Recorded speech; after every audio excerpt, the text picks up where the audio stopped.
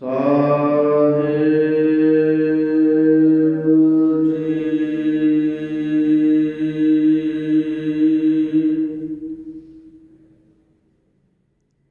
ਇੱਕ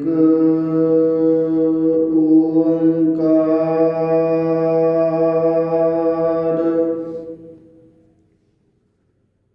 ਸਤਿਨਾਮ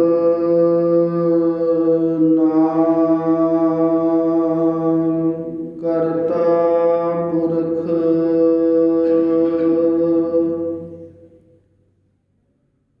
ਨਿਰਭਉ ਨਿਰਵੈਰ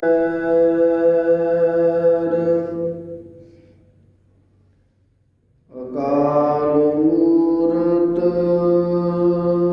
ਅਜੂਨੀ ਸੈਭੰ ਗੁਰ ਪ੍ਰਸਾਦ ਜਪ ਆਦਿ ਸੱਚ ਜੁਗਾਦ ਸੱਚ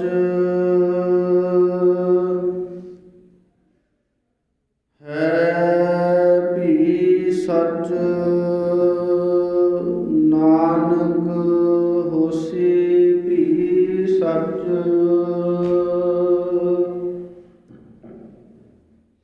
ਕਿਰਪਾ ਕਰੋ ਦੀਨ ਕੇ ਦਾਤੇ ਮੇਰਾ ਗੁਣ ਅਵਗੁਣ ਨਾ ਵਿਚਾਰੋ ਕੋਈ।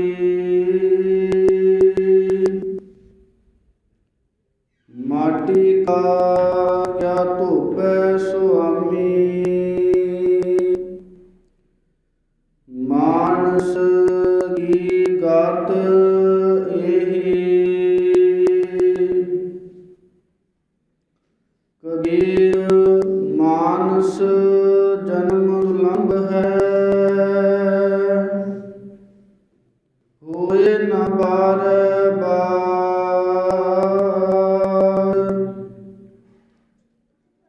ਜੋ ਬਨ ਫਲ ਪਾਕੇ ਭੋਏ ਗਿਰਹਿ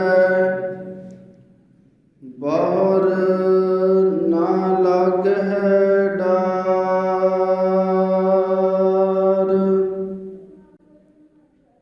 ਦਿਨ ਤੇ ਪਹਿਰ ਪਹਿਰ ਤੇ ਘਰੀਆਂ ਆਵ ਘਟੈ ਦਿਨ ਛੀਜੈ।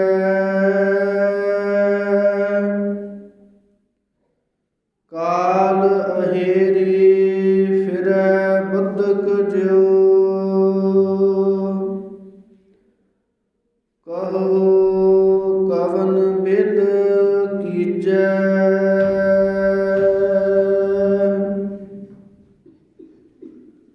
ਦੌਲਤੇ ਜਾਵੇਦ ਬਾਸ਼ਦ ਬੰਦਗੀ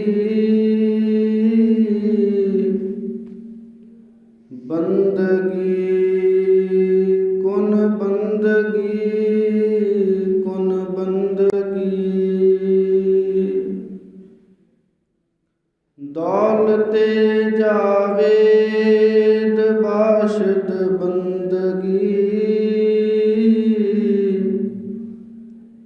ਬੰਦਗੀ ਕੁਨ ਬੰਦਗੀ ਕੁਨ ਬੰਦਗੀ। ਪਰਮ ਸਨਮਾਨਯੋਗ ਸਤਿਗੁਰਾਂ ਦੀ ਸਾਜੀ ਨਵਾਜੀ ਗੁਰੂ ਰੂਪ ਗੁਰੂ ਖਾਲਸਾ ਗੁਰ ਸੰਗਤ ਜੀਓ। ਆਪਾਂ ਸਰਬੱਤ ਗੁਰਸਿੱਖ ਮਾਈ ਭਾਈ ਸਮੂਹ ਇਸ਼ਤਿਹਾਰ ਨਗਰ ਨਿਵਾਸੀ ਸਤਿਕਾਰਯੋਗ ਮਾਤਾ ਗੁਰਵਿੰਦਰ ਕੌਰ ਜੀ ਜੋ ਪਰਮੇਸ਼ਰ ਵੱਲੋਂ ਬਖਸ਼ਿਸ਼ ਕੀਤੀ ਹੋਈ ਸਵਾਸਾਂ ਦੇ ਪੂੰਜੇ ਨੂੰ ਭੋਗਦਿਆਂ ਹੋਇਆਂ ਪਿਛਲੇ ਦਿਨੀ ਪਰਲੋਕ ਗਮਨ ਕਰ ਗਏ ਸਨ। ਉਹਨਾਂ ਦੀ ਆਤਮਿਕ ਸ਼ਾਂਤੀ ਦੇ ਲਈ ਪਰਮੇਸ਼ਰ ਵਾਹਿਗੁਰੂ ਜੀ ਦੇ ਚਰਨ ਕਮਲਾਂ ਵਿੱਚ ਅਰਦਾਸ ਬੇਨਤੀ ਕਰਨ ਦੇ ਲਈ ਆਪਾਂ ਸਰਬੱਤ ਜਾਣੇ ਸਾਹਿਬ ਸ੍ਰੀ ਗੁਰੂ ਗ੍ਰੰਥ ਸਾਹਿਬ ਮਹਾਰਾਜ ਜੀ ਦੀ ਪਾਵਨ ਪਵਿੱਤਰ ਹਜ਼ੂਰੀ ਦੇ ਅੰਦਰ ਜੁੜ ਮਿਲ ਬੈਠ ਕਰਕੇ ਜਿੱਥੇ ਪਾਵਨ ਪਵਿੱਤਰ ਗੁਰਬਾਣੀ ਦੇ ਭੋਗ ਸਰਵਣ ਕੀਤੇ ਹਨ, ਉੱਥੇ ਨਾਲ ਨਾਲ ਜੋ ਪਾਵਨ ਗੁਰਬਾਣੀ ਦੀਆਂ ਕਥਾ ਵਿਚਾਰਾਂ ਹਨ, ਉਹਨਾਂ ਨੂੰ ਸਰਵਣ ਕਰਕੇ ਆਪਣੇ ਸਵਾਸਾਂ ਦੀ ਪੂੰਜੀ ਨੂੰ ਸਫਲਿਆ ਕਰਨ ਦਾ ਆਪਾਂ ਯਤਨ ਕਰ ਰਹੇ ਹਾਂ। ਕਿਉਂਕਿ ਸੰਸਾਰ ਦੇ ਅੰਦਰ ਇੱਕ ਸੰਸਾਰ ਦੀ ਅਟੱਲ ਸੱਚਾਈ ਹੈ ਕਿ ਇਹ ਜਿਹੜਾ ਜੀਵਨ ਆਪਾਂ ਨੂੰ ਮਿਲਿਆ ਹੈ, ਇਸ ਨੇ ਇੱਕ ਨਾ ਇੱਕ ਦਿਨ ਨਾਸ਼ ਖਤਮ ਜ਼ਰੂਰ ਹੋਣਾ ਹੈ। ਜਿੰਨੇ ਵੀ ਆਪਾਂ ਪਿਛਲੇ ਸਮੇਂ ਤੋਂ ਰਾਜੇ ਮਹਾਰਾਜੇ ਪੀਰ ਪੈਗੰਬਰ ਔਲੀਏ ਪੁਰਖ ਦੇਖ ਰਹੇ ਹਾਂ, ਕੋਈ ਵੀ ਐਸਾ ਸੰਸਾਰ ਦੇ ਵਿੱਚ ਨਹੀਂ ਹੋਇਆ ਜਿਹੜਾ ਹਮੇਸ਼ਾ ਅਮਰ ਰਹਿ ਸਕਦਾ ਹੈ। ਸਤਿਗੁਰਾਂ ਦੀ ਪਾਵਨ ਗੁਰਬਾਣੀ ਦੇ ਵਿੱਚ ਜਦੋਂ ਆਪਾਂ ਬਚਨ ਪੜ੍ਹਦੇ ਹਾਂ ਤੇ ਪੜ੍ਹਦਿਆਂ ਹੋਇਆਂ ਸਾਡੇ ਸਾਹਮਣੇ ਇਹ ਬਚਨ ਆਉਂਦੇ ਨੇ, ਮਰਨ ਲਿਖਾਏ ਮੰਡਲ ਮਹਿ ਆਏ, ਕਿ ਜਿਹੜਾ ਵੀ ਮਨੁੱਖ ਇਸ ਸੰਸਾਰ ਦੇ ਵਿੱਚ ਜਨਮ ਲੈ ਕੇ ਆਉਂਦਾ ਹੈ, ਜਦੋਂ ਤੋਂ ਉਸ ਦਾ ਜਨਮ ਹੁੰਦਾ ਹੈ, ਉਸ ਦੀ ਜਿਹੜੀ ਮੌਤ ਹੈ ਉਹ ਪਹਿਲਾਂ ਹੀ ਤੈਅ ਹੁੰਦੀ ਹੈ।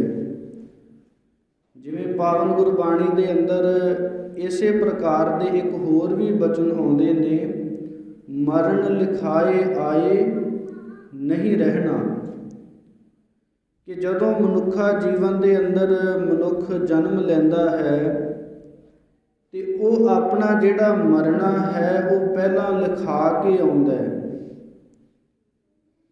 ਤੇ ਫਿਰ ਉਸ ਨੂੰ ਇਸ ਸੰਸਾਰ ਦੇ ਵਿੱਚ ਉਹ ਜਨਮ ਲੈਂਦਾ ਹੈ। ਇਸ ਲਈ ਇਹ ਜਿਹੜਾ ਆਉਣਾ ਔਰ ਜਾਣਾ ਇਹ ਇੱਕ ਅਟੱਲ ਸੱਚਾਈ ਹੈ। ਸਤਿਗੁਰੂ ਸਾਹਿਬਾਨ ਜੀ ਸਾਡੇ ਸਾਰਿਆਂ ਦੇ ਉੱਪਰ ਮਿਹਰ ਭਰਿਆ ਹੱਥ ਰੱਖਣ। ਗੁਰਬਾਣੀ ਗੁਰ ਇਤਿਹਾਸ ਦੀ ਜੋ ਪਾਵਨ ਵਿਚਾਰ ਹੈ, ਉਸ ਨੂੰ ਪ੍ਰਾਰੰਭ ਕਰਨ ਤੋਂ ਪਹਿਲਾਂ ਸਰਬੱਤ ਗੁਰੂ ਕੀ ਸੰਗਤ ਦੋਵੇਂ ਹੱਥ ਜੋੜ ਕੇ ਗੁਰ ਫਤਿਹ ਪ੍ਰਵਾਨ ਕਰੋ ਜੀ। ਵਾਹਿਗੁਰੂ ਜੀ ਕਾ ਖਾਲਸਾ, ਵਾਹਿਗੁਰੂ ਜੀ ਕੀ ਫਤਿਹ। ਇੱਕ ਵਾਰ ਦੀ ਗੱਲ ਹੈ ਕਿ ਜਿਹੜੇ ਮਹਾਤਮਾ ਬੁੱਧ ਹੋਏ ਨੇ, ਮਹਾਤਮਾ ਬੁੱਧ ਜੀ ਦੇ ਪਾਸ ਇੱਕ ਵਾਰ ਇੱਕ ਮਾਤਾ ਨੇ ਬੇਨਤੀ ਕੀਤੀ। ਉਸ ਮਾਤਾ ਦਾ ਜਿਹੜਾ ਪੁੱਤਰ ਸੀ ਉਹ ਚੜ੍ਹਾਈ ਕਰ ਗਿਆ। ਕਿਸੇ ਨੇ ਸਲਾਹ ਦਿੱਤੀ ਕਿ ਮਹਾਤਮਾ ਬੁੱਧ ਜੀ ਬੜੇ ਮਹਾਨ ਪੁਰਸ਼ ਹਨ,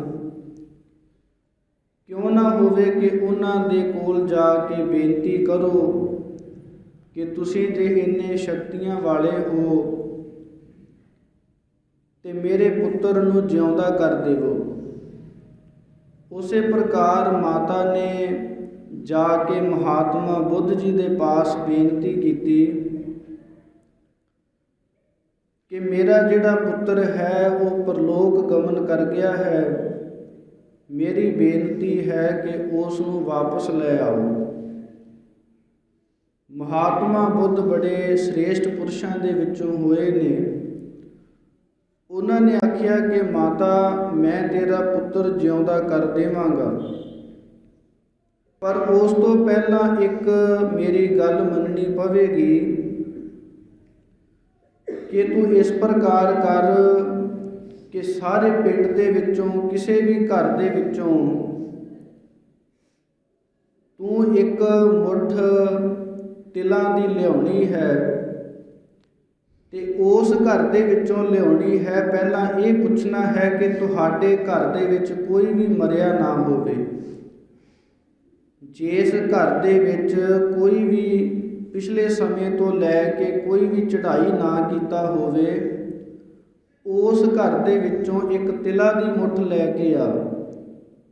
ਉਸ ਤਿਲਾਂ ਦੀ ਮੁੱਠ ਦੇ ਨਾਲ ਮੈਂ ਤੇਰੇ ਪੁੱਤਰ ਨੂੰ ਜਿਉਂਦਾ ਕਰ ਦਿਆਂਗਾ। ਤੇ ਇਸ ਤੋਂ ਬਾਅਦ ਮਾਤਾ ਨੇ ਕੀ ਕੀਤਾ ਕਿ ਉਸੇ ਪ੍ਰਕਾਰ ਸਾਰੇ ਪਿੰਡ ਦੇ ਵਿੱਚ ਵਾਰ-ਵਾਰ ਘਰਾਂ ਦੇ ਵਿੱਚ ਜਾ ਕੇ ਬੇਨਤੀ ਕਰੇ ਕਿ ਤੁਹਾਡੇ ਘਰ ਦੇ ਵਿੱਚ ਕੋਈ ਚੜ੍ਹਾਈ ਕੀਤਾ ਹੈ ਜਾਂ ਨਹੀਂ ਕੀਤਾ।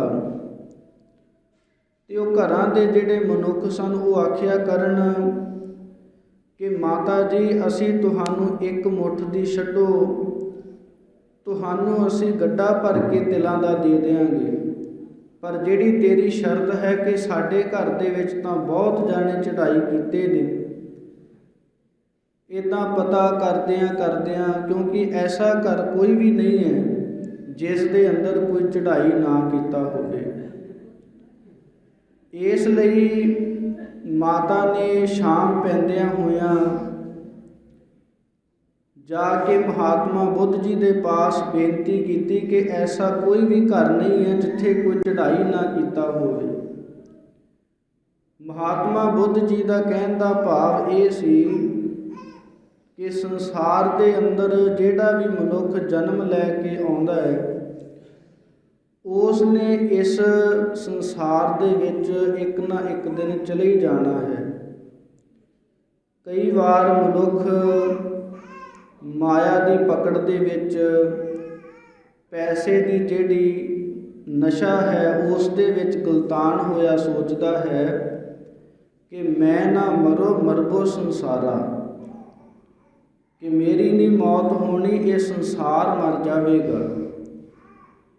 ਪਰ ਸਤਿਗੁਰਾਂ ਦੇ ਪਾਵਨ ਬਾਣੀ ਦੇ ਅੰਦਰ ਆਪਾਂ ਜਿਹੜੇ ਬਚਨ ਪੜ੍ਹੇ ਹਨ, ਭਗਤ ਕਬੀਰ ਸਾਹਿਬ ਜੀ ਸਭ ਤੋਂ ਸ੍ਰੇਸ਼ਟ ਭਗਤਾਂ ਦੇ ਵਿੱਚ ਮਹਾਨ ਪੁਰਸ਼ ਹੋਏ ਨੇ। ਉਹਨਾਂ ਦੇ ਆਪਾਂ ਬਚਨ ਪੜ੍ਹੇ ਨੇ, ਕਬੀਰ ਮਾਨਸ ਜਨਮ ਦੁਲੰਭ ਹੈ। ਦੁਲੰਭ ਉਸ ਨੂੰ ਆਖਿਆ ਜਾਂਦਾ ਹੈ ਜਿਹੜੀ ਵਸਤੂ, ਜਿਹੜੀ ਚੀਜ਼ ਬੜੇ ਔਖੇ ਤਰੀਕੇ ਦੇ ਨਾਲ ਪ੍ਰਾਪਤ ਹੋਵੇ।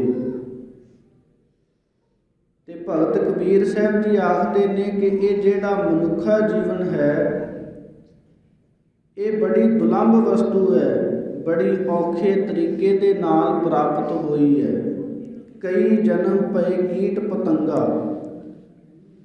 ਇਹ ਜਿਹੜਾ ਜੀਵਨ ਹੈ, ਇਹ ਜਿਹੜਾ ਮਨੁੱਖਾ ਸਰੀਰ ਹੈ, ਇਹ ਸਾਨੂੰ 84 ਲੱਖ ਜੂਨਾਂ ਨੂੰ ਭੋਗਣ ਤੋਂ ਬਾਅਦ ਪ੍ਰਾਪਤ ਹੋਇਆ ਹੈ। ਤੇ ਇਸ ਲਈ ਇਸ ਜੀਵਨ ਤੋਂ ਲਾਹਾ ਲੈਣ ਦੇ ਲਈ ਭਗਤ ਕਬੀਰ ਸਾਹਿਬ ਜੀ ਬੇਨਤੀ ਕਰਦੇ ਹਨ ਕਿ ਕਬੀਰ ਮਾਨਸ ਜਨਮ ਦੁਲੰਭ ਹੈ, ਹੋਏ ਨਾ ਬਾਰੈ ਬਾਰ। ਕਿ ਇਹ ਜਿਹੜਾ ਮਨੁੱਖਾ ਜੀਵਨ ਹੈ ਇਹ ਵਾਰ-ਵਾਰ ਸਾਨੂੰ ਪ੍ਰਾਪਤ ਹੋਣ ਵਾਲਾ ਨਹੀਂ। ਤੇ ਅੱਗੇ ਇੱਕ ਉਦਾਹਰਨ ਦੇ ਕੇ ਵੀ ਸਮਝਾਉਂਦੇ ਹਨ ਕਿ ਜਿਉਂ ਬਨ ਫਲ ਪਾਕੇ ਭੋਏ ਗਿਰਹਿ, ਬਹੁਰ ਨਾ ਲਾਗਹਿ ਡਾਰ। ਕਿ ਜਿਵੇਂ ਪੱਕੇ ਹੋਏ ਜਿਹੜੇ ਫਲ ਨੇ ਉਹ ਇੱਕ ਨਾ ਇੱਕ ਦਿਨ ਦਰਖਤ ਤੋਂ ਹੇਠਾਂ ਡਿੱਗ ਪੈਂਦੇ ਨੇ ਤੇ ਵਾਪਸ ਉਹ ਦਰਖਤ ਨੂੰ ਨਹੀਂ ਲੱਗ ਸਕਦੇ। ਉਸੇ ਪ੍ਰਕਾਰ ਇਹ ਜਿਹੜਾ ਸਾਡਾ ਮਿਲਿਆ ਹੋਇਆ ਮਨੁੱਖਾ ਜੀਵਨ ਹੈ, ਇਸ ਦੀ ਵੀ ਇਸੇ ਪ੍ਰਕਾਰ ਹਾਲਤ ਹੈ। ਸਤਿਗੁਰਾਂ ਦੀ ਪਾਵਨ ਗੁਰਬਾਣੀ ਦੇ ਅੰਦਰ ਬਚਨ ਆਉਂਦੇ ਨੇ ਕਿ ਦਿਨ ਤੇ ਪਹਿਰ, ਪਹਿਰ ਤੇ ਘੜੀਆਂ, ਆਵ ਘਟੈ ਦਿਨ ਸੀਚੈ। ਕਿ ਜਿਹੜੇ ਆਪਾਂ ਵੇਖਦੇ ਹਾਂ ਕਿ ਆਪਾਂ ਮਨ ਨੂੰ ਤਸੱਲੀ ਦੇਣ ਦੇ ਲਈ ਦਿਨ ਬਣਾਏ ਨੇ, ਪਹਿਰ ਬਣਾਏ ਨੇ, ਇੱਕ ਇੱਕ ਦਿਨ ਕਰਦਿਆਂ, ਇੱਕ ਇੱਕ ਘੰਟਾ ਕਰਦਿਆਂ, ਇੱਕ ਇੱਕ ਪਹਿਰ, ਇਹ ਜਿਹੜਾ ਮਨੁੱਖਾ ਜੀਵਨ ਹੈ ਇਹ ਕਮਜ਼ੋਰ ਹੁੰਦਾ ਜਾ ਰਿਹਾ ਹੈ। ਆਵ ਘਟੈ ਦਿਨ ਸੀਚੈ, ਜਿਹੜੀ ਮਨੁੱਖ ਦੀ ਉਮਰ ਹੈ ਉਹ ਘਟਦੀ ਜਾਂਦੀ ਹੈ। ਜਿਵੇਂ ਆਮ ਕਰਕੇ ਸ਼ਹਿਰਾਂ ਦੇ ਵਿੱਚ, ਪਿੰਡਾਂ ਦੇ ਵਿੱਚ ਆਪਾਂ ਬੱਚਿਆਂ ਦੇ ਜਨਮ ਦਿਨ ਮਨਾਉਂਦੇ ਹਾਂ, ਪਰ ਉਸ ਜਨਮ ਦਿਨ ਮਨਾਉਣ ਵਾਲੇ ਦਿਨ ਕੋਈ ਮਨੁੱਖ ਦੀ ਉਮਰ ਵੱਧਦੀ ਨਹੀਂ, ਸਗੋਂ 1 ਸਾਲ ਘਟ ਜਾਂਦਾ ਹੈ। ਚਾਹੀਦਾ ਇਹ ਹੈ ਕਿ ਅਸੀਂ ਉਸ ਦਿਨ ਵਿਚਾਰ ਕਰੀਏ ਕਿ ਅਸੀਂ ਆਪਣੇ ਜੀਵਨ ਨੂੰ ਸਫਲਾ ਕਿਵੇਂ ਕਰ ਸਕਦੇ ਹਾਂ। ਤੇ ਇਸ ਲਈ ਪਾਵਨ ਗੁਰਬਾਣੀ ਦੇ ਅੰਦਰ ਵਾਰ-ਵਾਰ ਭਗਤਾਂ ਨੇ, ਸਤਿਗੁਰੂ ਸਾਹਿਬਾਨ ਜੀ ਨੇ ਸਮਝਾਇਆ ਹੈ ਕਿ ਭਈ ਪ੍ਰਾਪਤ ਮਾਨੁਖ ਦੇਹੁਰੀਆ, ਗੋਬਿੰਦ ਮਿਲਣ ਕੀ ਇਹ ਤੇਰੀ ਬਰੀਆ। ਕਿ ਇਹ ਜਿਹੜਾ ਮਨੁੱਖਾ ਸਰੀਰ ਹੈ, ਮਨੁੱਖਾ ਦੇਹੀ ਹੈ, ਇਹੀ ਇੱਕ ਜਾਮਾ ਹੈ ਜਿਸ ਦੇ ਵਿੱਚ ਨਾਮ ਜਪਿਆ ਜਾ ਸਕਦਾ ਹੈ। ਜਦੋਂ ਆਪਾਂ ਹਿੰਦੂ ਧਰਮਾਂ ਦੇ ਵਿੱਚ ਗ੍ਰੰਥਾਂ ਨੂੰ ਪੜ੍ਹ ਕੇ ਵੇਖਦੇ ਹਾਂ ਤੇ ਉਹਨਾਂ ਵਿੱਚ ਇੱਕ ਗ੍ਰੰਥ ਦਾ ਨਾਮ ਆਉਂਦਾ ਹੈ ਸਾਰ ਕਿਤਾਵਲੀ। ਉਸ ਗ੍ਰੰਥ ਦੇ ਅੰਦਰ ਇਹ ਬਚਨ ਲਿਖੇ ਹੋਏ ਨੇ ਕਿ ਜਿਹੜਾ ਮਨੁੱਖ ਔਰ ਜਿਹੜਾ ਪਸ਼ੂ ਹੈ ਇਹ ਕਈ ਗੱਲਾਂ ਕਰਕੇ ਇੱਕੋ ਜਿਹਾ ਜਾਪਦਾ ਹੈ। ਉਹ ਕਿਹੜੀਆਂ ਹਨ? ਇੱਕ ਤਾਂ ਹੈ ਨੀਂਦ, ਜਿਵੇਂ ਮਨੁੱਖ ਵੀ ਨੀਂਦ ਲੈਂਦਾ ਹੈ ਤੇ ਪਸ਼ੂ ਵੀ ਨੀਂਦ ਲੈਂਦਾ ਹੈ। ਦੂਸਰੀ ਜਿਹੜੀ ਚੀਜ਼ ਹੈ ਉਹ ਹੈ ਭੋਜਨ ਖਾਣਾ। ਪੇਟ ਭਰਨ ਦੇ ਲਈ ਜਿਹੜਾ ਪਸ਼ੂ ਹੈ ਉਹ ਵੀ ਪੱਠੇ ਆਦਿਕ, ਨੀਰਾ ਆਦਿਕ ਖਾਂਦਾ ਹੈ। ਤੇ ਮਨੁੱਖਾ ਜਿਹੜਾ ਜੀਵਨ ਹੈ ਉਸ ਦੇ ਨਿਰਵਾਹ ਦੇ ਲਈ ਮਨੁੱਖ ਜਿਹੜਾ ਪ੍ਰਸ਼ਾਦਾ ਪਾਣੀ, ਰੋਟੀ ਪਾਣੀ ਛਕਦਾ ਹੈ। ਪਰ ਪੰਡਤ ਹਰਦਿਆਲ ਜੀ ਬਚਨ ਲਿਖਦੇ ਨੇ ਕਿ ਨਰਨ ਗਿਆਨ ਨਿਜ ਅਦਕਤਾ, ਗਿਆਨ ਬਿਨਾ ਪਸ ਜਾਨ। ਕਿ ਇੱਕ ਚੀਜ਼ ਐਸੀ ਹੈ ਜਿਹੜੀ ਮਨੁੱਖ ਨੂੰ ਪਸ਼ੂ ਦੇ ਨਾਲੋਂ ਵੱਖਰਾ ਕਰਦੀ ਹੈ। ਉਹ ਕਿਹੜੀ ਹੈ? ਉਹ ਹੈ ਗਿਆਨ ਹੋਣਾ। ਜੇ ਮਨੁੱਖ ਦੇ ਜੀਵਨ ਦੇ ਅੰਦਰ ਗਿਆਨ ਨਹੀਂ, ਉਸ ਨੂੰ ਪਤਾ ਨਹੀਂ ਕਿ ਇਹ ਜਿਹੜਾ ਸੰਸਾਰ ਹੈ ਇਹ ਇੱਕ ਸੁਪਨੇ ਦੀ ਨਿਆਈ ਹੈ, ਸੁਪਨੇ ਦੇ ਵਰਗਾ ਹੈ। ਵਿਦਵਾਨਾਂ ਨੇ ਜਿਹੜੇ ਸੁਪਨੇ ਨੇ ਉਹ 2 ਪ੍ਰਕਾਰ ਦੇ ਲਿਖੇ ਹਨ। ਇੱਕ ਸੁਪਨਾ ਹੁੰਦਾ ਹੈ ਬੰਦ ਅੱਖ ਦਾ, ਜਿਹੜਾ ਆਪਾਂ ਨੂੰ ਰਾਤ ਨੂੰ ਸੌਣ ਸਮੇਂ ਆਉਂਦਾ ਹੈ। ਦੂਸਰਾ ਸੁਪਨਾ ਹੁੰਦਾ ਹੈ ਖੁੱਲੀ ਅੱਖ ਦਾ, ਜਿਹੜਾ ਅਸੀਂ ਇਹ ਸੰਸਾਰ ਵੇਖਦੇ ਹਾਂ ਇਹ ਸਾਡਾ ਖੁੱਲੀ ਅੱਖ ਦਾ ਸੁਪਨਾ ਹੈ ਦੋਵੇਂ ਸੁਪਨੇ ਹੀ। ਜਿਵੇਂ ਰਾਤ ਨੂੰ ਜਿਹੜਾ ਆਇਆ ਹੋਇਆ ਸੁਪਨਾ ਜਾਗ ਆਉਣ ਤੇ ਉਹ ਨਾਸ਼ ਹੋ ਜਾਂਦਾ ਹੈ। ਜਿੰਨੇ ਵੀ ਮਹਿਲ ਮਾੜੀਆਂ ਆਪਾਂ ਦੇਖਦੇ ਹਾਂ, ਜੰਗਲ ਵੇਖਦੇ ਹਾਂ, ਉਹ ਅੱਖ ਖੁੱਲ੍ਹਣ ਦੇ ਨਾਲ ਨਾਸ਼ ਹੋ ਜਾਂਦੇ ਨੇ। ਉਸੇ ਪ੍ਰਕਾਰ ਹੀ ਇਹ ਜਿਹੜਾ ਸੰਸਾਰ ਹੈ ਇਹ ਸਾਡਾ ਖੁੱਲ੍ਹੀ ਅੱਖ ਦਾ ਸੁਪਨਾ ਹੈ। ਇਸ ਨੇ ਵੀ ਇੱਕ ਨਾ ਇੱਕ ਦਿਨ ਨਾਸ਼ ਜ਼ਰੂਰ ਹੋ ਜਾਣਾ ਹੈ। ਇਸ ਲਈ ਸਤਿਗੁਰੂ ਜੀ ਪਾਵਨ ਬਾਣੀ ਦੇ ਅੰਦਰ ਆਖਦੇ ਹਨ ਕਿ ਕਾਲ ਅਹੇਰੀ ਫਿਰੈ ਬੱਧਕ ਜਿਉ। ਕਿ ਇਹ ਜਿਹੜੀ ਕਾਲ ਹੈ ਇਹ ਇੱਕ ਸ਼ਿਕਾਰਨ ਦੇ ਵਰਗੀ ਹੈ। ਜਦੋਂ ਇਸ ਨੂੰ ਮੌਕਾ ਲੱਗਦਾ ਹੈ ਇਹ ਮਨੁੱਖਾ ਜੀਵਨ ਦੇ ਉੱਪਰ ਆਪਣਾ ਪ੍ਰਭਾਵ ਪਾ ਕੇ ਇਸ ਮਨੁੱਖਾ ਜੀਵਨ ਦਾ ਸ਼ਿਕਾਰ ਕਰ ਲੈਂਦੀ ਹੈ। ਇਸ ਲਈ ਸਾਹਿਬ ਸ੍ਰੀ ਗੁਰੂ ਗੋਬਿੰਦ ਸਿੰਘ ਮਹਾਰਾਜ ਜੀ ਨੇ ਉਹਨਾਂ ਨੇ ਇੱਕ ਗ੍ਰੰਥ ਲਿਖਿਆ ਹੈ ਜਿਸ ਦਾ ਨਾਮ ਹੈ ਸ੍ਰੀ ਸਰਬਲੋਹ ਗ੍ਰੰਥ।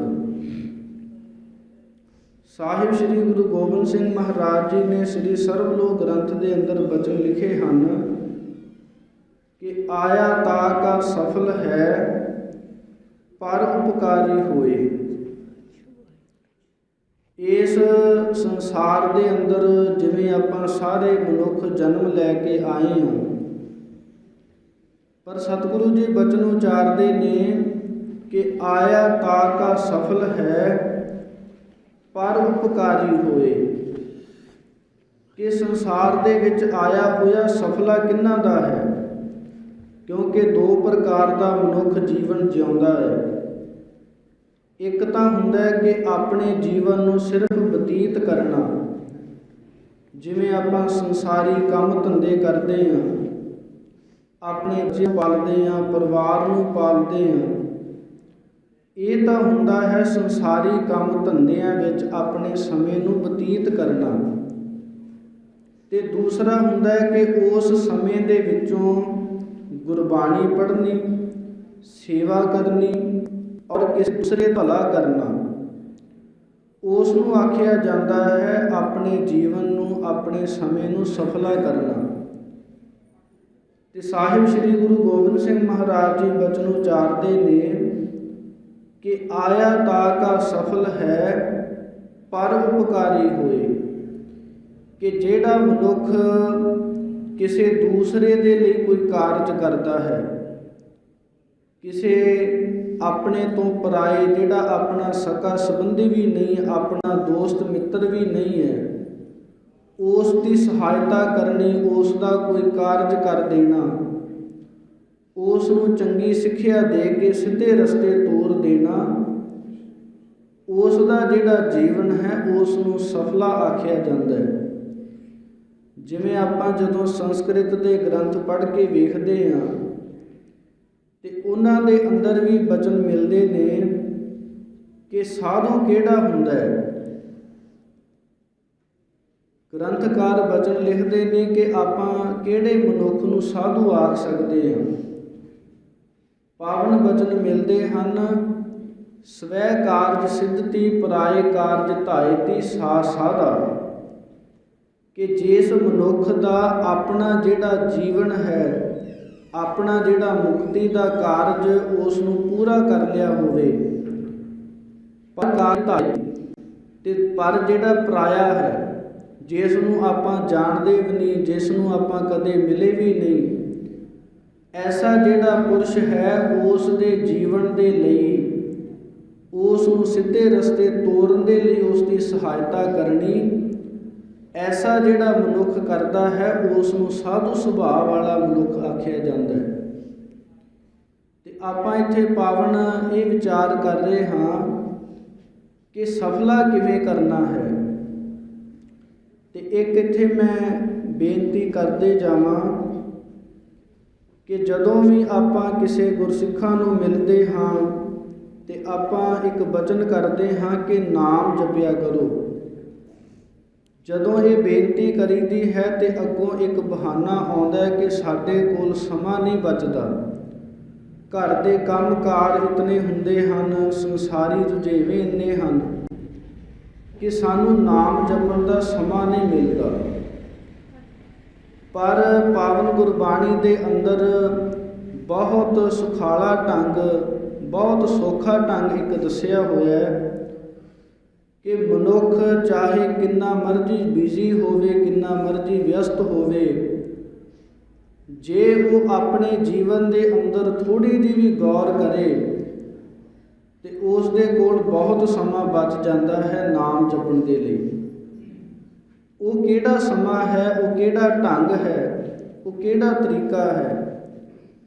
ਪਾਵਨ ਗੁਰਬਾਣੀ ਦੇ ਅੰਦਰ ਇੱਕ ਪੰਕਤੀ ਆਉਂਦੀ ਹੈ, ਉਹਦੇ ਵਿੱਚ ਬਚਨ ਲਿਖੇ ਨੇ ਕਿ ਊਠਤ ਬੈਠਤ ਸੋਵਤ ਧਿਆਈਐ, ਮਾਰਗ ਚਲਤ ਹਰੇ ਹਰਿ ਗਾਈਐ। ਇਹ ਦੋ ਪੰਕਤੀਆਂ ਨੂੰ ਜੇ ਆਪਾਂ ਧਿਆਨ ਦੇ ਵਿੱਚ ਰੱਖ ਲਈਏ ਤੇ ਆਪਣੇ ਕੋਲ ਸਮਾਂ ਹੀ ਸਮਾਂ ਹੁੰਦਾ ਹੈ ਨਾਮ ਜਪਣ ਦੇ ਲਈ। ਆਪ ਜੀ ਨੇ ਬੜੇ ਗੌਰ ਦੇ ਨਾਲ ਇਹ ਬਚਨ ਸ਼ਰਵਣ ਕਰਨੇ। ਪਹਿਲਾ ਸ਼ਬਦ ਹੈ ਊਠਤ। ਹੁਣ ਦੇਖੋ, ਮਨੁੱਖ ਜਦੋਂ ਸਵੇਰ ਸਮੇਂ ਉੱਠਦਾ ਹੈ, ਕੋਈ ਵੀ ਮਨੁੱਖ ਐਸਾ ਨਹੀਂ ਜਿਹੜਾ ਸਵੇਰੇ ਉੱਠਦਿਆਂ ਸਾਰ ਮੰਜੇ ਤੋਂ ਕੰਮ ਨੂੰ ਤੁਰ ਪੈਂਦਾ ਹੋਵੇ। ਜਿਵੇਂ ਹੁਣ ਠੰਡ ਦਾ ਸਮਾਂ ਚੱਲ ਰਿਹਾ ਹੈ, ਮਨੁੱਖ ਉੱਠ ਕੇ ਕੋਈ 10 ਮਿੰਟ 15 ਮਿੰਟ ਫਿਰ ਉਸ ਮੰਜੇ ਦੇ ਉੱਪਰ ਪਿਆ ਰਹਿੰਦਾ ਹੈ। ਸਤਿਗੁਰਾਂ ਨੇ ਉਸੇ ਸਮੇਂ ਤੋਂ ਲਾਹਾ ਲੈਣ ਦਾ ਉਪਦੇਸ਼ ਦਿੱਤਾ ਹੈ ਕਿ ਉਠਤ, ਕਿ ਜਦੋਂ ਵੀ ਸਵੇਰ ਦੇ ਸਮੇਂ ਆਪਾਂ ਉੱਠਦੇ ਹਾਂ, ਉੱਠਦਿਆਂ ਸਮਾਂ 10 ਮਿੰਟ 15 ਮਿੰਟ ਆਪਣੇ ਬੈੱਡ ਦੇ ਮੰਜੇ ਦੇ ਸਿਰਹਾਣੇ ਵੱਲ ਨੂੰ ਆਪਣਾ ਮੂੰਹ ਕਰਕੇ ਆਪਾਂ ਵਾਹਿਗੁਰੂ ਵਾਹਿਗੁਰੂ ਦਾ ਨਾਮ ਜਪ ਸਕਦੇ ਹਾਂ। ਦੂਸਰਾ ਬਚਨ ਇਸ ਪੰਕਤੀ ਦੇ ਵਿੱਚ ਆਉਂਦਾ ਹੈ ਉਠਤ ਬੈਠਤ। ਜਿਵੇਂ ਆਪਾਂ ਪੁਰਾਣੇ ਸਮੇਂ ਦੇ ਵਿੱਚ ਦੇਖਦੇ ਹਾਂ ਕਿ ਜਦੋਂ ਵੀ ਕੋਈ ਸਿਆਣੀ ਉਮਰ ਦੇ ਬਜ਼ੁਰਗ ਮਾਤਾਵਾਂ ਮੰਜੇ ਦੇ ਉੱਪਰ ਬੈਠਣਾ ਸ਼ੁਰੂ ਕਰਦੇ ਸਨ ਤੇ ਉਹ ਵਾਹਿਗੁਰੂ ਕਹਿ ਕੇ ਬੈਠਦੇ ਤੇ ਵਾਹਿਗੁਰੂ ਕਹਿ ਕੇ ਉੱਠਦੇ ਸਨ। ਇਸੇ ਪ੍ਰਕਾਰ ਜਦੋਂ ਵੀ ਆਪਾਂ ਬੈਠਣ ਲੱਗੀਏ ਉਸ ਸਮੇਂ ਵੀ ਆਪਾਂ ਵਾਹਿਗੁਰੂ ਸ਼ਬਦ ਬੋਲ ਸਕਦੇ ਹਾਂ। ਤੀਸਰਾ ਸ਼ਬਦ ਪੰਕਤੀ ਦੇ ਵਿੱਚ ਆਉਂਦਾ ਹੈ ਉਠਤ ਬੈਠਤ ਸੋਵਤ, ਕਿ ਜਦੋਂ ਮਨੁੱਖ ਰਾਤ ਨੂੰ ਜਾਂ ਦਿਨ ਦੇ ਸਮੇਂ ਜਦੋਂ ਸੌਣ ਲੱਗਦਾ ਹੈ, ਸੌਣ ਲੱਗਿਆਂ ਕੋਈ ਵੀ ਐਸਾ ਮਨੁੱਖ ਨਹੀਂ ਜਿਹਨੂੰ ਪੈਂਦਿਆਂ ਸਾਰ ਨੀਂਦ ਆ ਜਾਂਦੀ ਹੋਵੇ। ਕਿਸੇ ਨੂੰ ਨੀਂਦ ਆਉਣ ਦੇ ਵਿੱਚ 10 ਮਿੰਟ ਲੱਗ ਜਾਂਦੇ ਨੇ, 20 ਮਿੰਟ ਅੱਧਾ ਘੰਟਾ ਲੱਗ ਜਾਂਦਾ ਹੈ। ਓਨੇ ਸਮੇਂ ਦੇ ਅੰਦਰ ਆਪਾਂ ਸੰਸਾਰੀ ਗੱਲਾਂ ਛੱਡ ਕੇ ਵਾਹਿਗੁਰੂ ਦਾ ਨਾਮ ਜਪ ਸਕਦੇ ਹਾਂ। ਨਾਮ ਜਪਣ ਦੇ ਲਈ ਜ਼ਰੂਰੀ ਨਹੀਂ ਕਿ ਆਪਾਂ ਇੰਨਾ ਉੱਚੀ ਬੋਲਣਾ ਹੈ ਕਿ ਲਾਗੇ ਕਿਸੇ ਨੂੰ ਸੁਣੇ। ਆਪਾਂ ਆਪਣੇ ਮੁਖ ਦੇ ਵਿੱਚ ਜਾਂ ਧਿਆਨ ਦੇ ਨਾਲ ਵਾਹਿਗੁਰੂ ਵਾਹਿਗੁਰੂ ਕਰ ਸਕਦੇ ਹਾਂ। ਤੇ ਇਸੇ ਪ੍ਰਕਾਰ ਅੱਗੇ ਆਪਾਂ ਬਚਨ ਪੜ੍ਹਦੇ ਹਾਂ ਕਿ ਉਠਤ ਬੈਠਤ ਸੋਵਤ ਧਿਆਈਐ, ਮਾਰਗ ਚਲਤ ਹਰੇ ਹਰ ਗਾਈਐ। ਦੂਸਰੀ ਪੰਕਤੀ ਦੇ ਅੰਦਰ ਸਤਿਗੁਰੂ ਸਾਹਿਬਾਨ ਜੀ ਬਚਨ ਆਖਦੇ ਹਨ ਕਿ ਜਦੋਂ ਆਪਾਂ ਰਸਤੇ ਦੇ ਵਿੱਚ ਪੈਦਲ ਤੁਰਦੇ ਹਾਂ, ਪੁਰਾਣੇ ਮਹਾਂਪੁਰਖ ਵੀ ਇੱਕ ਜੁਗਤੀ ਦੱਸਦੇ ਹੁੰਦੇ ਸਨ। ਸ਼ਾਇਦ ਆਪ ਜੀ ਨੇ ਇੱਕ ਮਹਾਨ ਪੁਰਸ਼ ਆਪਣੀ ਕੌਮ ਦੇ ਵਿੱਚ ਹੋਏ ਨੇ, ਸੰਤ ਬਾਬਾ ਅਤਰ ਸਿੰਘ ਜੀ। ਉਹਨਾਂ ਦੇ ਜੀਵਨ ਦੇ ਅੰਦਰ ਸਾਨੂੰ ਇੱਕ ਬਚਨ ਮਿਲਦਾ ਹੈ ਕਿ ਉਹ ਤਕਰੀਬਨ 100 ਮੀਲ ਤੁਰ ਕੇ ਪੈਂਡਾ ਤੈਅ ਕਰਦੇ ਦਿੰਦੇ ਸਨ ਤੇ ਉਹ ਆਪਣੇ ਸੇਵਕਾਂ ਗੁਰਸਿੱਖਾਂ ਨੂੰ ਆਖਦੇ ਸਨ, ਸੰਤ ਬਾਬਾ ਅਤਰ ਸਿੰਘ ਜੀ ਮਹਾਂਪੁਰਖ, ਕਿ ਜਦੋਂ ਰਸਤੇ ਦੇ ਵਿੱਚ ਚੱਲਣਾ ਹੋਵੇ ਤੇ ਆਪਾਂ ਆਪਣੇ ਪੈਰਾਂ ਦੇ ਵੱਲ ਧਿਆਨ ਕਰਕੇ ਵੀ ਨਾਮ ਜਪ ਸਕਦੇ ਹਾਂ। ਜਦੋਂ ਇੱਕ ਪੈਰ ਪੱਟੀਏ ਉਦੋਂ ਵਾਹੇ, ਜਦੋਂ ਦੂਸਰਾ ਪੱਟੀਏ ਉਦੋਂ ਗੁਰੂ। ਇਸ ਪ੍ਰਕਾਰ ਵਾਹਿਗੁਰੂ ਵਾਹਿਗੁਰੂ ਪੈਰਾਂ ਦੀ ਚਾਲ ਦੇ ਨਾਲ ਵੀ ਨਾਮ ਜਪਿਆ ਜਾ ਸਕਦਾ ਹੈ। ਸੋ ਇਸ ਪ੍ਰਕਾਰ ਜੇ ਤਾਂ ਆਪਾਂ ਬਹਾਨਾ ਲਾਉਣਾ ਹੋਵੇ ਕਿ ਸਾਡੇ ਕੋਲ ਸਮਾਂ ਨਹੀਂ, ਬਹਾਨੇ ਦਾ ਤਾਂ ਦੁਨੀਆ ਦੇ ਵਿੱਚ ਕੋਈ ਇਲਾਜ ਨਹੀਂ ਹੁੰਦਾ। ਪਰ ਜੇ ਦੂਸਰੇ ਬੰਨੇ ਆਪਣਾ ਨਾਮ ਜਪਣ ਨੂੰ ਮਨ ਕਰੇ, ਆਪਾਂ ਨੂੰ ਚੰਗੀ ਸਿਹਤ ਮਿਲੇ ਤੇ ਆਪਣੇ ਕੋਲ ਸਮਾਂ ਹੀ ਸਮਾਂ ਹੁੰਦਾ ਹੈ ਨਾਮ ਜਪਣ ਦੇ ਲਈ। ਇਸ ਪੰਕਤੀ ਨੂੰ ਬੜੇ ਧਿਆਨ ਦੇ ਨਾਲ ਆਪ ਜੀ ਨੇ ਆਪਣੇ ਮਨ ਦੇ ਵਿੱਚ ਵਸਾਉਣਾ ਕਿ ਉਠਤ ਬੈਠਤ ਸੋਵਤ ਧਿਆਈਐ, ਮਾਰਗ ਚਲਤ ਹਰੇ ਹਰ ਗਾਈਐ। ਦਾਸ ਇਹ 2 ਵਾਰ ਪੰਕਤੀਆਂ ਬੋਲੇਗਾ। ਆਪ ਜੀ ਨੇ ਉਸੇ ਪ੍ਰਕਾਰ ਹੀ ਮਗਰ ਮਗਰ ਬੋਲਣ ਦਾ ਯਤਨ ਕਰਨਾ। ਇੱਕ ਪੰਕਤੀ ਨੂੰ 2 ਵਾਰ ਦਾਸ ਬੋਲੇਗਾ। ਆਪ ਜੀ ਨੇ, ਮਾਤਾਵਾਂ ਨੇ, ਭੈਣਾਂ ਨੇ, ਉਧਰ ਬੈਠੇ ਵੀਰਾਂ ਨੇ, ਬਜ਼ੁਰਗਾਂ ਨੇ ਉਸੇ ਪ੍ਰਕਾਰ ਧਾਰਨਾ ਰੂਪ ਦੇ ਵਿੱਚ ਬਚਨ ਪੜ੍ਹਨੇ। ਉਠਤ ਬੈਠਤ ਸੋਵਤ ਧਿਆਈਐ, ਉਠਤ ਬੈਠਤ ਸੋਵਤ ਧਿਆਈਐ। ਉਠਤ ਬੈਠਤ ਸੋਵਤ ਧਿਆਈਐ, ਉਠਤ ਬੈਠਤ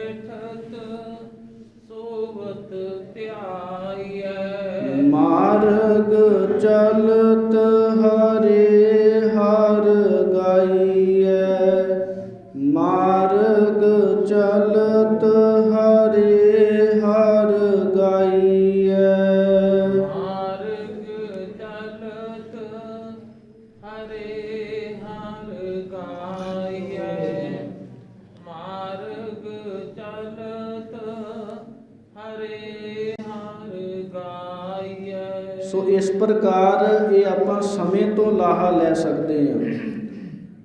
ਆਪਾਂ ਬਚਨ ਕਰ ਰਹੇ ਸਾਂ ਕਿ ਆਇਆ ਤਾ ਕਾ ਸਫਲ ਹੈ ਪਰ ਉਪਕਾਰੀ ਹੋਏ। ਇੱਕ ਤਾਂ ਇਹਦਾ ਨਾਮ ਜਪਣ ਦੇ ਨਾਲ ਆਪਾਂ ਸਮੇਂ ਨੂੰ ਸਫਲਾ ਕਰ ਸਕਦੇ ਹਾਂ।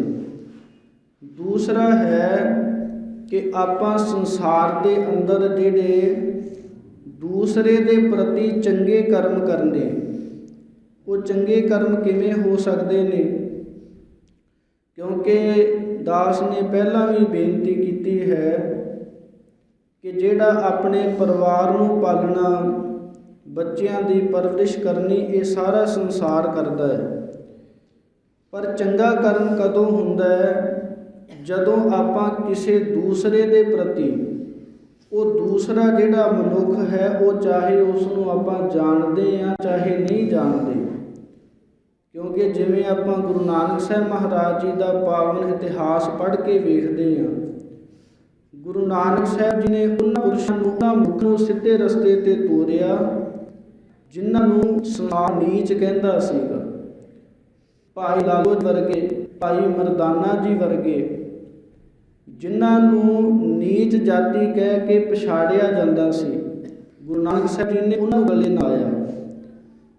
ਜਿਵੇਂ ਜਦੋਂ ਗੁਰੂ ਨਾਨਕ ਸਾਹਿਬ ਮਹਾਰਾਜ ਜੀ ਜਦੋਂ ਯਾਤਰਾ ਤੇ ਜਾਂਦੇ ਸਨ, ਉਦਾਸੀਆਂ ਤੇ ਗਏ, ਤੇ ਜਦੋਂ ਉਹਨਾਂ ਨੂੰ ਕੋਈ ਮਹਾਨ ਪੁਰਸ਼ ਇਹ ਪੁੱਛਦਾ ਸੀ ਕਿ ਜਿਹੜੇ ਤੁਹਾਡੇ ਇਹ ਦੋ ਨਾਲ ਤੁਹਾਡੇ ਚੇਲੇ ਨੇ, ਇਹ ਤੁਹਾਡੇ ਨਾਲ ਕੌਣ ਹਨ? ਤੇ ਗੁਰੂ ਨਾਨਕ ਸਾਹਿਬ ਮਹਾਰਾਜ ਜੀ ਉਦੋਂ ਆਖਦੇ ਸਨ ਕਿ ਇਹ ਮੇਰੇ ਭਾਈ ਹਨ, ਮੇਰੇ ਭਰਾ ਹਨ। ਇਸ ਲਈ ਜਿਹੜਾ ਦੂਸਰਾ ਤਰੀਕਾ ਹੈ ਆਪਣੇ ਜੀਵਨ ਨੂੰ ਸਫਲਾ ਕਰਨ ਦਾ, ਉਹ ਹੈ ਦੂਸਰਿਆਂ ਦੇ ਪ੍ਰਤੀ ਚੰਗੇ ਕਰਮ ਕਰਨੇ। ਜਿਹਨੂੰ ਆਪਾਂ ਜਾਣਦੇ ਵੀ ਨਹੀਂ, ਜਿਹੜਾ ਆਪਣਾ ਦੋਸਤ ਮਿੱਤਰ ਵੀ ਨਹੀਂ, ਜਿਹੜੀ ਸਹਾਇਤਾ ਹੈ ਉਹ ਆਪਾਂ ਕਈ ਤਰੀਕਿਆਂ ਦੇ ਨਾਲ ਕਰ ਸਕਦੇ ਹਾਂ। ਇੱਕ ਤਰੀਕਾ ਹੁੰਦਾ ਹੈ ਪੈਸੇ ਦੇ ਨਾਲ ਸਹਾਇਤਾ ਕਰਨੀ, ਕਿ ਜੇ ਕਿਸੇ ਦਾ ਬੱਚਾ ਪੜ੍ਹਾਈ ਲਿਖਾਈ ਨਹੀਂ ਕਰ ਸਕਦਾ, ਉਸ ਨੂੰ ਮਾਇਆ ਦੇ ਕੇ ਉਸ ਨੂੰ ਪੜ੍ਹਾਈ ਕਰਵਾ ਦੇਣੀ।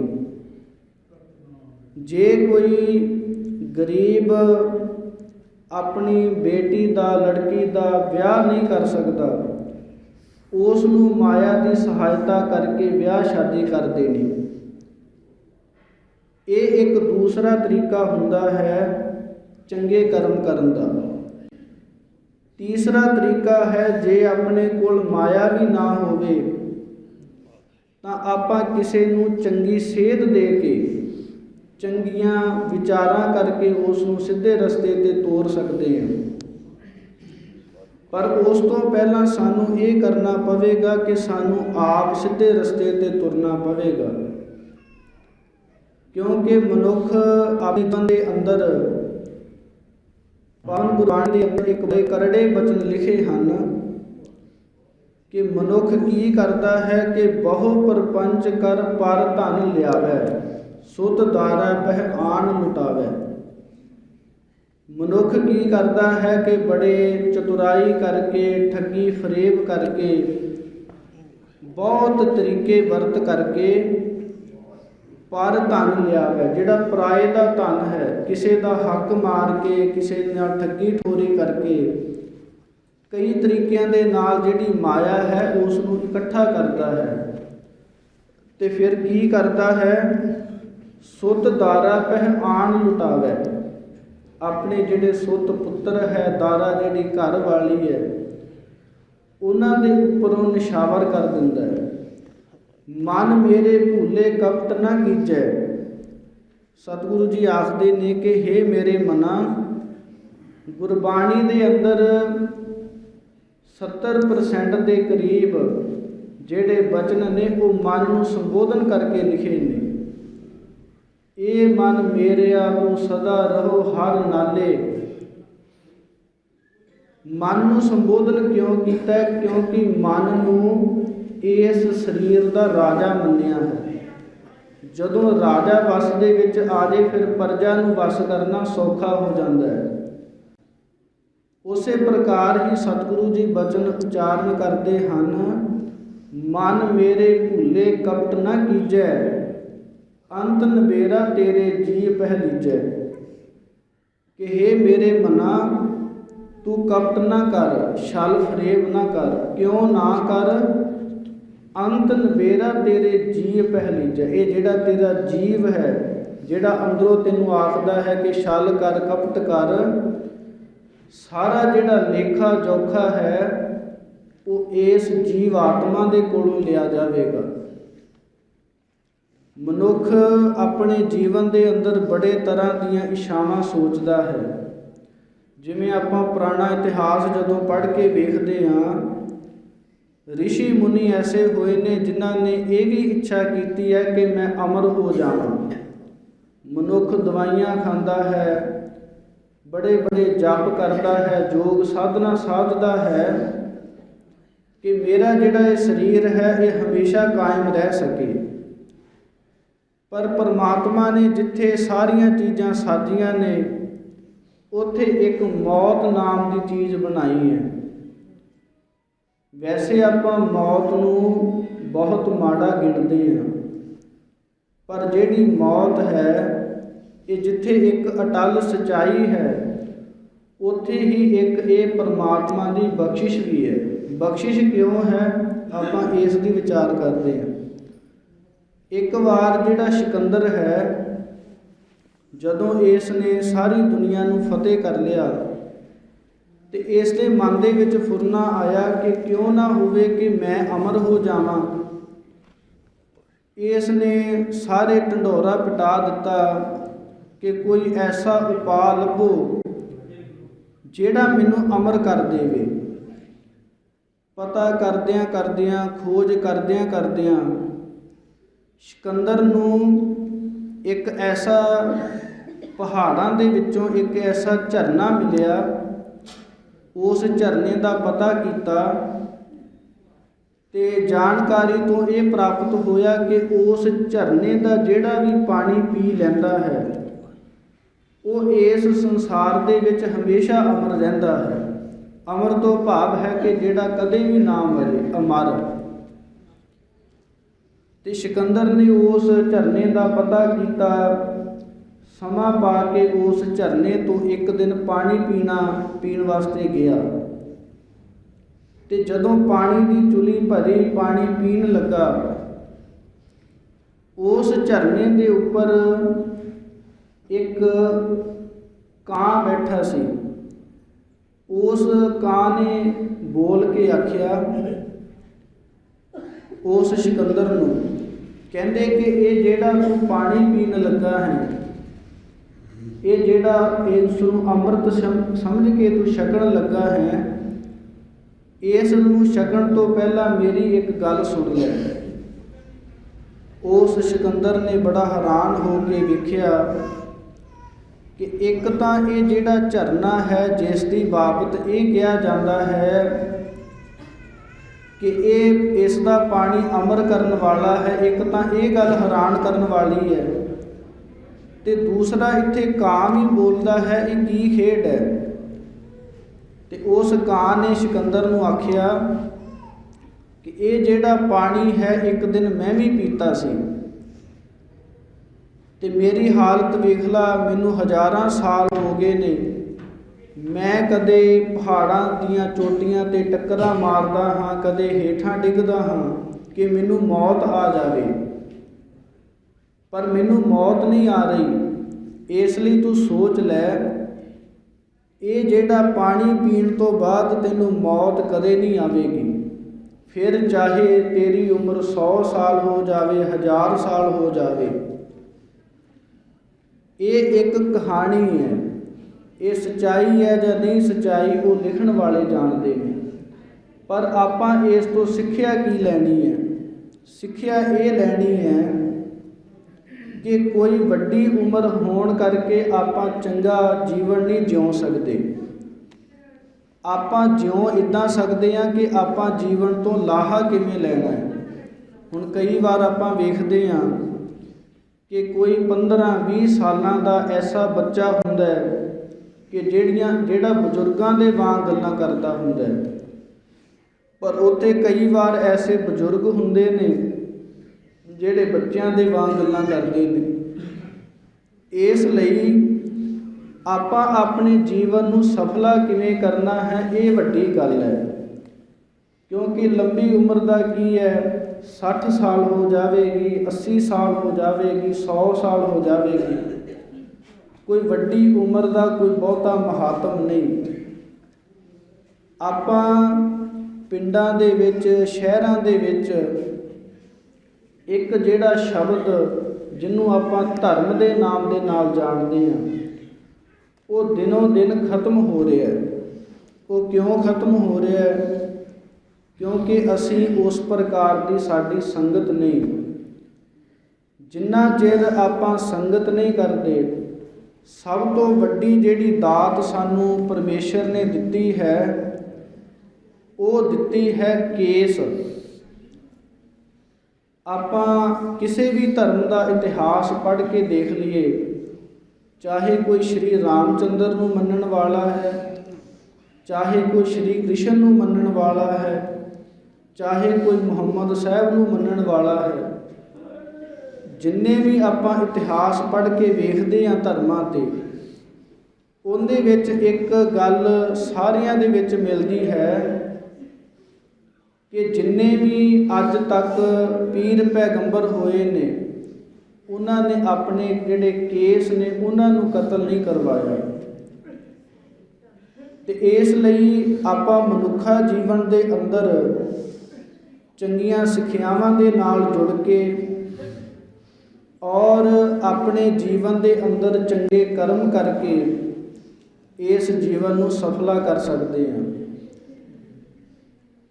ਪਾਵਨ ਇਤਿਹਾਸ ਦੇ ਅੰਦਰੋਂ ਆਪਾਂ ਨੂੰ ਇੱਕ ਬਹੁਤ ਪਿਆਰੀ ਔਰ ਚੰਗੀ ਸਿੱਖਿਆਦਾਰ ਇੱਕ ਸਾਖੀ ਮਿਲਦੀ ਹੈ। ਇੱਕ ਵਾਰ ਇੱਕ ਗੁਰਸਿੱਖ ਬਹੁਤ ਭਾਵਨਾ ਵਾਲਾ, ਨਾਮ ਸਿਮਰਨ ਦਾ ਅਭਿਆਸੀ, ਉਹ ਇੱਕ ਸਮਾਨ ਢੋਣ ਦਾ ਕੰਮ ਕਰਦਾ ਸੀ। ਇੱਕ ਜਗ੍ਹਾ ਤੋਂ ਦੂਸਰੀ ਜਗ੍ਹਾ ਸਮਾਨ ਢੋਇਆ ਕਰਦਾ ਸੀ।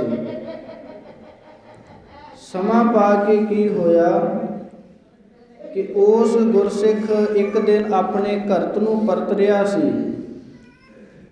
ਘਰ ਨੂੰ ਜਾਣ ਵੇਲੇ ਉਸ ਨੂੰ ਇੱਕ ਰਸਤੇ ਦੇ ਵਿੱਚ ਇੱਕ ਸੇਠ ਮਿਲਿਆ। ਉਸ ਸੇਠ ਨੇ ਆਖਿਆ ਕਿ ਭਾਈ, ਮੇਰੇ ਕੋਲ ਇੱਕ ਜਗ੍ਹਾ ਤੋਂ ਦੂਸਰੀ ਜਗ੍ਹਾ 'ਤੇ ਆਪਣਾ ਸਮਾਨ ਲੈ ਕੇ ਜਾਣ ਦੇ ਲਈ ਪੈਸੇ ਨਹੀਂ ਹਨ। ਜੇ ਤੂੰ ਇਹ ਮੇਰਾ ਸਮਾਨ ਢੋ ਸਕਦਾ ਹੈ ਤੇ ਤੇਰਾ ਬੜਾ ਪਰਉਪਕਾਰ ਹੋਵੇਗਾ।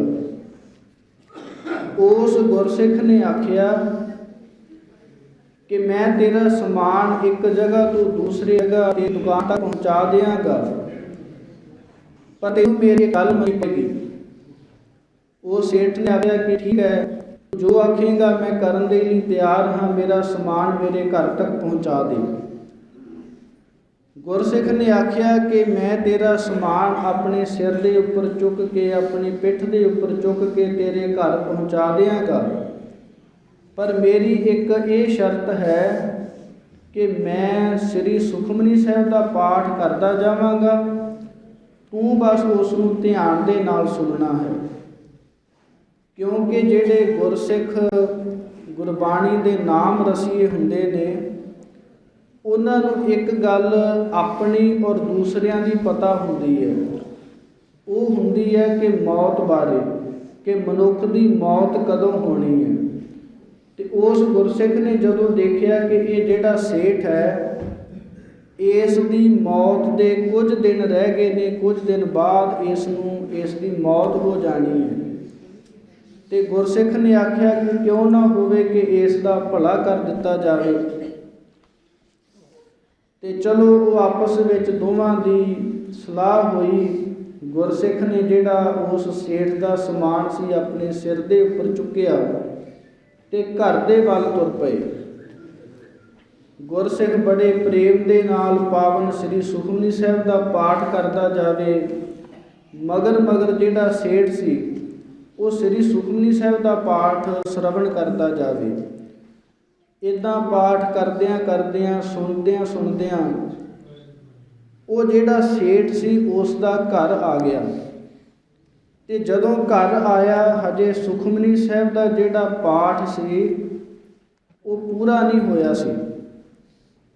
ਤੇ ਗੁਰਸਿੱਖ ਨੇ ਉੱਥੇ ਉਸ ਦਾ ਸਮਾਨ ਰੱਖ ਕੇ ਆਪਣੇ ਘਰਾਂ ਨੂੰ ਚਲਾ ਗਿਆ ਤੇ ਸੇਠ ਆਪਣੀ ਦੁਕਾਨ ਦੇ ਵਿੱਚ ਰਹਿ ਗਿਆ। ਤੇ ਜਦੋਂ ਕੁਝ ਦਿਨ ਬੀਤੇ, ਉਹ ਜਿਹੜਾ ਸੇਠ ਸੀ ਉਸ ਦੀ ਕੁਝ ਦਿਨਾਂ ਬਾਅਦ ਹੀ ਮੌਤ ਹੋ ਗਈ। ਧਰਮ ਰਾਜੇ ਦੀ ਕਚਹਿਰੀ ਦੇ ਵਿੱਚ ਹਿਸਾਬ ਕਿਤਾਬ ਹੋਇਆ ਤੇ ਉਸ ਦੇ ਜਿਹੜੇ ਪਿਛਲੇ ਕੀਤੇ ਹੋਏ ਮਾੜੇ ਕਰਮ ਸਨ ਉਹਨਾਂ ਨੂੰ ਗਿਣਿਆ ਗਿਆ। ਜਿਹੜੀ ਕੀਤੇ ਹੋਏ ਚੰਗੇ ਕਰਮ ਸਨ, ਪਾਵਨ ਗੁਰਬਾਣੀ ਦਾ ਪਾਠ ਸੁਣਿਆ ਸੀ, ਸਭ ਦਾ ਜਦੋਂ ਨਾਪ ਤੋਲ ਹੋਇਆ ਤੇ ਧਰਮ ਰਾਜੇ ਨੇ ਆਖਿਆ ਕਿ ਤੈਨੂੰ ਇੱਕ ਦਿਨ ਦੇ ਵਾਸਤੇ ਸਵਰਗ ਮਿਲੇਗਾ ਤੇ ਬਾਕੀ ਦਾ ਸਮਾਂ ਤੈਨੂੰ ਨਰਕਾਂ ਦੇ ਵਿੱਚ ਕੱਟਣਾ ਪਵੇਗਾ।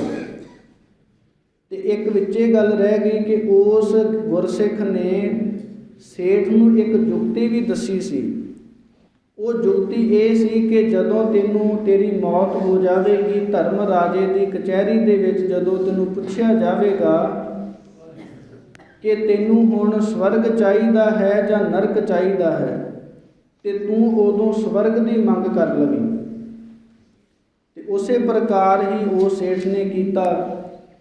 ਧਰਮ ਰਾਜੇ ਨੇ ਜਦੋਂ ਇਹ ਪੁੱਛਿਆ ਕਿ ਤੈਨੂੰ ਕੁਝ ਦਿਨ ਸਵਰਗ ਮਿਲੇਗਾ ਤੇ ਬਾਕੀ ਦਾ ਜਿਹੜਾ ਸਮਾਂ ਹੈ ਉਹ ਨਰਕਾਂ ਦੇ ਵਿੱਚ ਗੁਜ਼ਾਰਨਾ ਪਵੇਗਾ, ਤੇ ਉਸ ਤੋਂ ਬਾਅਦ ਜਿਹੜਾ ਸੇਠ ਸੀ ਉਸ ਦੀ ਆਤਮਾ ਨੂੰ ਸਵਰਗ ਦੇ ਵਿੱਚ ਪਹਿਲਾਂ ਜਾਣ ਦਿੱਤਾ ਗਿਆ। ਤੇ ਉਹ ਸੇਠ ਨੇ ਆਖਿਆ ਕਿ ਮੈਂ ਸਵਰਗ ਦੇ ਵਿੱਚ ਪਹਿਲਾਂ ਜਾਵਾਂਗਾ, ਬਾਅਦ ਵਿੱਚ ਨਰਕ ਦੇ ਵਿੱਚ ਮੈਨੂੰ ਪਾ ਦੇਣਾ। ਤੇ ਉਸੇ ਪ੍ਰਕਾਰ ਜਿਹੜਾ ਸੇਠ ਸੀ ਉਸ ਨੂੰ ਸਵਰਗਾਂ ਦਾ ਜਿਹੜਾ ਦੁਆਰ ਸੀ ਉਹ ਖੋਲ੍ਹ ਦਿੱਤਾ। ਤੇ ਅੱਗੇ ਜਾ ਕੇ ਜਿਹੜੇ ਗੁਰਸਿੱਖ ਨੇ ਭਾਵਨਾ ਵਾਲੇ, ਇਹ ਕੋਈ ਅਣਹੋਣੀਆਂ ਗੱਲਾਂ ਨਹੀਂ ਹਨ, ਕਿਉਂਕਿ ਜਿਹੜੇ ਇਤਿਹਾਸ ਲਿਖਣ ਵਾਲੇ ਗੁਰਸਿੱਖ ਮਹਾਂਪੁਰਖ ਨੇ ਉਹਨਾਂ ਨੇ ਐਵੇਂ ਇਤਿਹਾਸ ਨਹੀਂ ਲਿਖ ਦਿੱਤਾ। ਤੇ ਬਚਨ ਮਿਲਦੇ ਹਨ ਕਿ ਉਹ ਜਿਹੜਾ ਸੇਠ ਹੈ ਉਸ ਨੂੰ ਸਵਰਗਾਂ ਦੇ ਵਿੱਚ ਜਾਣ ਦਿੱਤਾ ਤੇ ਉਸ ਤੋਂ ਬਾਅਦ ਜਿਹੜੇ ਧਰਮ ਰਾਜੇ ਦੇ ਦੂਤ ਸਨ ਉਹ ਬਾਹਰ ਖੜ ਗਏ। ਤੇ ਅੱਗੇ ਪਾਠ ਚੱਲੇ, ਸਿਮਰਨ ਚੱਲੇ, ਕਿਉਂਕਿ ਜਿਹੜੇ ਧਰਮ ਰਾਜੇ ਦੇ ਜਮਦੂਤ ਹਨ ਉਹ ਉਸ ਜਗ੍ਹਾ ਪ੍ਰਵੇਸ਼ ਨਹੀਂ ਕਰ ਸਕਦੇ ਜਿੱਥੇ ਗੁਰਬਾਣੀ ਦਾ ਪਾਠ ਹੈ। ਇਸ ਤੋਂ ਸਾਨੂੰ ਸਿੱਖਿਆ ਕੀ ਮਿਲਦੀ ਹੈ ਕਿ ਜਿਹੜਾ ਆਪਣੇ ਜੀਵਨ ਦੇ ਅੰਦਰ ਥੋੜ੍ਹਾ ਕਰਮ ਕੀਤਾ ਹੋਇਆ, ਇੱਕ ਆਪਾਂ ਉਦਾਹਰਨ ਤੋਂ ਇਸ ਗੱਲ ਨੂੰ ਸਮਝਦੇ ਹਾਂ ਕਿ ਜਿਵੇਂ ਪੰਡਾਂ ਦੀਆਂ ਪੰਡਾਂ ਨਰਮੇ ਦੀਆਂ ਭਰੀਆਂ ਹੋਣ, ਜੇ ਉਸ ਨੂੰ ਥੋੜ੍ਹਾ ਜਿਹੀ ਅੱਗ ਜਾਂ ਚਿੰਗਾਰੀ ਪੈ ਜਾਵੇ ਉਹ ਸਾੜ ਕੇ ਸਵਾਹ ਕਰ ਦਿੰਦੀ ਹੈ। ਉਸੇ ਪ੍ਰਕਾਰ ਜਿਹੜਾ ਮਾੜਾ ਕਰਮ ਹੈ ਉਹ ਚਾਹੇ ਕਿੰਨਾ ਵੀ ਸਾਡਾ ਕੀਤਾ ਹੋਵੇ, ਜੇ ਅਸੀਂ ਕੁਝ ਸਮਾਂ ਗੁਰਬਾਣੀ ਪੜ੍ਹਦੇ ਹਾਂ, ਸਿਮਰਨ ਕਰਦੇ ਹਾਂ, ਚੰਗੇ ਕਰਮ ਕਰਦੇ ਹਾਂ, ਆਪਣਾ ਜੀਵਨ ਸਫਲਾ ਕਰੀਏ ਤੇ ਉਹਨਾਂ ਕੁ ਕੀਤਾ ਹੋਇਆ ਸਫਲਾ ਜੀਵਨ ਹੀ ਮਾੜੀਆਂ ਕੀਤੀਆਂ ਹੋਈਆਂ ਆਦਤਾਂ ਨੂੰ, ਕਰਮਾਂ ਨੂੰ ਕੱਟ ਦਿੰਦਾ ਹੈ। ਉਸੇ ਪ੍ਰਕਾਰ ਹੀ ਉਸ ਸੇਠ ਦੇ ਨਾਲ ਹੋਇਆ। ਇਸ ਲਈ ਜੇ ਕੋਈ ਮਨੁੱਖ ਮਨ ਦੇ ਵਿੱਚ ਇਹ ਸੋਚਦਾ ਹੈ ਕਿ ਮੇਰੇ ਕੋਲੋਂ ਬਹੁਤ ਗਲਤੀਆਂ ਹੋ ਗਈਆਂ ਨੇ, ਜਿਵੇਂ ਇੱਕ ਬੇਨਤੀ ਭਾਈ ਨੰਦ ਲਾਲ ਸਾਹਿਬ ਜੀ ਨੇ ਵੀ ਇੱਕ ਵਾਰ ਸ੍ਰੀ ਗੁਰੂ ਗੋਬਿੰਦ ਸਿੰਘ ਮਹਾਰਾਜ ਨੂੰ ਕੀਤੀ ਸੀ। ਜਦੋਂ ਭਾਈ ਨੰਦ ਲਾਲ ਸਾਹਿਬ ਜੀ ਸ੍ਰੀ ਗੁਰੂ ਗੋਬਿੰਦ ਸਿੰਘ ਮਹਾਰਾਜ ਜੀ ਦੇ ਪਾਸ ਆਏ ਤੇ ਉਹਨਾਂ ਨੇ ਬੇਨਤੀ ਕੀਤੀ ਕਿ ਸਤਿਗੁਰੂ ਜੀਓ, ਮੇਰਾ ਪਿਛਲਾ ਜਿਹੜਾ ਜੀਵਨ ਹੈ ਉਹ ਬਹੁਤ ਮਾੜੇ ਕਰਮ ਕਰਦਿਆਂ ਹੋਇਆਂ ਕੋਈ ਵੀ ਮੈਂ ਨਾਮ ਸਿਮਰਨ ਨਹੀਂ ਕੀਤਾ, ਮੈਨੂੰ ਬਖਸ਼ ਲੈਣਾ ਕਰੋ। ਤੇ ਉਸ ਵੇਲੇ ਸਾਹਿਬ ਸ੍ਰੀ ਗੁਰੂ ਗੋਬਿੰਦ ਸਿੰਘ ਮਹਾਰਾਜ ਜੀ ਨੇ ਇੱਕ ਬਚਨ ਆਖੇ ਸਨ ਕਿ ਆਗੇ ਸਮਝ ਚੱਲੋ ਨੰਦ ਲਾਲਾ, ਪਾਛੈ ਜੋ ਬੀਤੀ ਸੋ ਬੀਤੀ। ਜਾਂ ਫਿਰ ਆਪਾਂ ਗੁਰਬਾਣੀ ਦੇ ਅੰਦਰ ਵੀ ਇੱਕ ਬਚਨ ਪੜ੍ਹਦੇ ਹਾਂ ਕਿ ਪਾਛੈ ਭੋਗ ਜੋ ਭੋਗਵੇ ਤਿਨ ਕੋ ਗੁੜ ਲੈ ਖਾਏ, ਕਿ ਜਿਹੜੇ ਆਪਾਂ ਮਾੜੇ ਕਰਮ ਪਿੱਛੇ ਕਰ ਚੁੱਕੇ ਹਾਂ ਉਹ ਸਮਾਂ ਟੱਪ ਗਿਆ ਹੈ। ਆਉਣ ਵਾਲੇ ਸਮੇਂ ਦੇ ਅੰਦਰ ਆਪਾਂ ਕੀ ਵਿਚਾਰ ਕਰਨੀ ਹੈ ਕਿ ਭਈ ਪ੍ਰਾਪਤ ਮਾਨੁਖ ਦੇਹੁਰੀਆ, ਗੋਬਿੰਦ ਮਿਲਣ ਕੀ ਇਹ ਤੇਰੀ ਬਰੀਆ। ਬਰੀਆ ਤੋਂ ਭਾਵ ਹੁੰਦਾ ਹੈ ਵਾਰੀ। ਆਪਾਂ ਸੋਚਦੇ ਹਾਂ ਕਿ ਸਾਨੂੰ ਕੋਈ ਸੇਧ ਦੇਣ ਵਾਲਾ ਨਹੀਂ ਹੈ। ਸੇਧ ਦੇਣ ਦੇ ਲਈ ਸਭ ਤੋਂ ਆਪਣੇ ਕੋਲ ਵਡਮੁੱਲੀ ਚੀਜ਼ ਕਿਹੜੀ ਹੈ? ਉਹ ਹੈ ਪਾਵਨ ਗੁਰਬਾਣੀ। ਇੱਕ ਵਾਰ ਦੀ ਗੱਲ ਹੈ ਕਿ ਕੁਝ ਗੁਰਸਿੱਖ ਇਕੱਠੇ ਹੋ ਕਰਕੇ ਸਾਹਿਬ ਸ੍ਰੀ ਗੁਰੂ ਨਾਨਕ ਦੇਵ ਮਹਾਰਾਜ ਜੀ ਦੇ ਦਰਸ਼ਨਾਂ ਦੇ ਲਈ ਜਾ ਰਹੇ ਸਨ, ਤੇ ਰਸਤੇ ਦੇ ਵਿੱਚ ਜਾਂਦਿਆਂ ਜਾਂਦਿਆਂ ਕੁਝ ਜਿਹੜੇ ਸਿੱਧ ਪੁਰਸ਼ ਉਹਨਾਂ ਗੁਰਸਿੱਖਾਂ ਨੂੰ ਮਿਲੇ, ਤੇ ਸਿੱਧਾਂ ਨੇ ਗੁਰਸਿੱਖਾਂ ਨੂੰ 3 ਸਵਾਲ ਕੀਤੇ ਤੇ ਕਹਿਣ ਲੱਗੇ ਕਿ ਤੁਸੀਂ ਪਹਿਲਾ ਸਵਾਲ ਇਹ ਦੱਸੋ ਕਿ ਤੁਸੀਂ ਕੌਣ ਹੋ। ਦੂਸਰਾ ਸਵਾਲ ਇਹ ਕੀਤਾ ਕਿ ਤੁਸੀਂ ਕਿੱਧਰ ਜਾ ਰਹੇ ਹੋ। ਤੇ ਤੀਸਰਾ ਸਵਾਲ ਇਹ ਕੀਤਾ ਕਿ ਜਦੋਂ ਤੁਸੀਂ ਤੁਹਾਡਾ ਜਿਹੜਾ ਰਹਿਬਰ ਹੈ, ਤੁਹਾਡਾ ਗੁਰੂ ਹੈ, ਜਦੋਂ ਇਸ ਦੁਨੀਆ ਤੋਂ ਚਲਿਆ ਜਾਵੇਗਾ ਤੁਹਾਡੀ ਰੱਖਿਆ ਕੌਣ ਕਰੇਗਾ। ਇਹਨਾਂ 3 ਸਵਾਲਾਂ ਦੇ ਵਿੱਚੋਂ ਜਿਹੜੇ 2 ਸਵਾਲਾਂ ਦੇ ਜਵਾਬ ਉਹ ਗੁਰਸਿੱਖਾਂ ਨੇ ਦਿੱਤੇ। ਪਹਿਲਾ ਸਵਾਲ ਕੀਤਾ ਸੀ ਕਿ ਤੁਸੀਂ ਕੌਣ ਹੋ। ਗੁਰਸਿੱਖਾਂ ਨੇ ਆਖਿਆ ਕਿ ਅਸੀਂ ਸਾਹਿਬ ਸ੍ਰੀ ਗੁਰੂ ਨਾਨਕ ਦੇਵ ਮਹਾਰਾਜ ਜੀ ਦੇ ਗੁਰਸਿੱਖ ਹਾਂ, ਅਸੀਂ ਉਹਨਾਂ ਦੀ ਸਿੱਖਿਆ ਦੇ ਵਿੱਚ ਚੱਲਣ ਵਾਲੇ, ਉਹਨਾਂ ਦੀ ਆਗਿਆ ਦੇ ਵਿੱਚ ਰਹਿਣ ਵਾਲੇ ਉਹਨਾਂ ਦੇ ਗੁਰਸਿੱਖ ਹਾਂ। ਦੂਸਰਾ ਸਵਾਲ ਇਹ ਕੀਤਾ ਸੀ ਕਿ ਤੁਸੀਂ ਜਾ ਕਿੱਧਰ ਰਹੇ ਹੋ, ਇੰਨੀ ਸੰਗਤ, ਇੰਨਾ ਇਕੱਠ ਕਿੱਧਰ ਨੂੰ ਜਾ ਰਹੇ ਹੋ। ਤੇ ਗੁਰਸਿੱਖਾਂ ਨੇ ਆਖਿਆ ਕਿ ਅਸੀਂ ਸਾਹਿਬ ਸ੍ਰੀ ਗੁਰੂ ਨਾਨਕ ਦੇਵ ਮਹਾਰਾਜ ਜੀ ਦੇ ਦਰਸ਼ਨ ਕਰਨ ਜਾ ਰਹੇ ਹਾਂ, ਉਹਨਾਂ ਦੀ ਸੰਗਤ ਕਰਨ ਜਾ ਰਹੇ ਹਾਂ। ਤੇ ਤੀਸਰਾ ਜਿਹੜਾ ਸਵਾਲ ਸੀ ਕਿ ਤੁਹਾਡਾ ਜਦੋਂ ਗੁਰੂ ਇਸ ਦੁਨੀਆ ਤੋਂ ਚਲਿਆ ਜਾਵੇਗਾ ਸਰੀਰ ਕਰਕੇ, ਉਦੋਂ ਤੁਹਾਡੀ ਰੱਖਿਆ ਕੌਣ ਕਰੇਗਾ, ਉਦੋਂ ਤੁਹਾਨੂੰ ਸਿੱਖਿਆ ਕੌਣ ਦਿਆ ਕਰੇਗਾ। ਤੇ ਗੁਰਸਿੱਖਾਂ ਨੂੰ ਉਸ ਸਵਾਲ ਦਾ ਜਵਾਬ ਨਾ ਆਇਆ। ਜਦੋਂ ਗੁਰਸਿੱਖਾਂ ਨੇ ਗੁਰੂ ਨਾਨਕ ਸਾਹਿਬ ਮਹਾਰਾਜ ਜੀ ਦੇ ਆ ਕੇ ਦਰਸ਼ਨ ਕੀਤੇ, ਇਹੀ ਜਿਹੜੀ ਗੱਲ ਹੈ ਗੁਰਸਿੱਖਾਂ ਨੇ ਸਾਹਿਬ ਸ੍ਰੀ ਗੁਰੂ ਨਾਨਕ ਦੇਵ ਮਹਾਰਾਜ ਜੀ ਨੂੰ ਆਖੀ ਕਿ ਸਤਿਗੁਰੂ ਜੀਓ, ਇਸ ਪ੍ਰਕਾਰ ਸਾਨੂੰ ਰਸਤੇ ਦੇ ਵਿੱਚ 3 ਗੁਰਸਿੱਖ ਜਿਹੜੇ ਸਿੱਧ ਪੁਰਸ਼ ਸਨ ਉਹ ਮਿਲੇ ਸਨ। ਉਹਨਾਂ ਨੇ 3 ਸਵਾਲ ਕੀਤੇ ਸਨ। ਤਿੰਨਾਂ ਦੇ ਵਿੱਚੋਂ 2 ਸਵਾਲਾਂ ਦੇ ਜਵਾਬ ਅਸੀਂ ਦੇ ਆਏ ਹਾਂ। ਇੱਕ ਜਿਹੜਾ ਸਵਾਲ ਕੀਤਾ ਸੀ ਕਿ ਤੁਹਾਡੇ ਗੁਰੂ ਤੋਂ ਬਾਅਦ ਤੁਹਾਡੀ ਰੱਖਿਆ ਕੌਣ ਕਰੇਗਾ, ਇਸ ਦਾ ਜਵਾਬ ਸਾਨੂੰ ਆਇਆ ਨਹੀਂ। ਤੇ ਉਸ ਵੇਲੇ ਸਾਹਿਬ ਸ੍ਰੀ ਗੁਰੂ ਨਾਨਕ ਦੇਵ ਮਹਾਰਾਜ ਜੀ ਨੇ ਇਹ ਬਚਨ ਆਖੇ ਸਨ ਕਿ ਭਾਈ ਗੁਰਸਿੱਖੋ, ਸਾਡੀ ਇਸ ਸਰੀਰ ਕਰਕੇ ਦੁਨੀਆ ਤੋਂ ਜਾਣ ਤੋਂ ਬਾਅਦ ਅਸੀਂ ਜੋ ਇਹ ਪਾਵਨ ਪਵਿੱਤਰ ਗੁਰਬਾਣੀ ਹੈ, ਜਿਸ ਦੇ ਲਈ ਇਹ ਬਚਨ ਆਪਾਂ ਪੜ੍ਹਦੇ ਹਾਂ ਕਿ ਧੁਰ ਕੀ ਬਾਣੀ ਆਈ ਤਿਨ ਸਗਲੀ ਚਿੰਤ ਮਿਟਾਈ, ਇਹ ਜਿਹੜੀ ਬਾਣੀ ਹੈ ਇਹ ਤੁਹਾਡੀ ਰੱਖਿਆ ਕਰੇਗੀ। ਇਹ ਜਿਹੜੀ ਗੁਰਬਾਣੀ ਹੈ ਇਹ ਤੁਹਾਨੂੰ ਸਿੱਧੇ ਰਸਤੇ ਤੇ ਤੋਰੇਗੀ।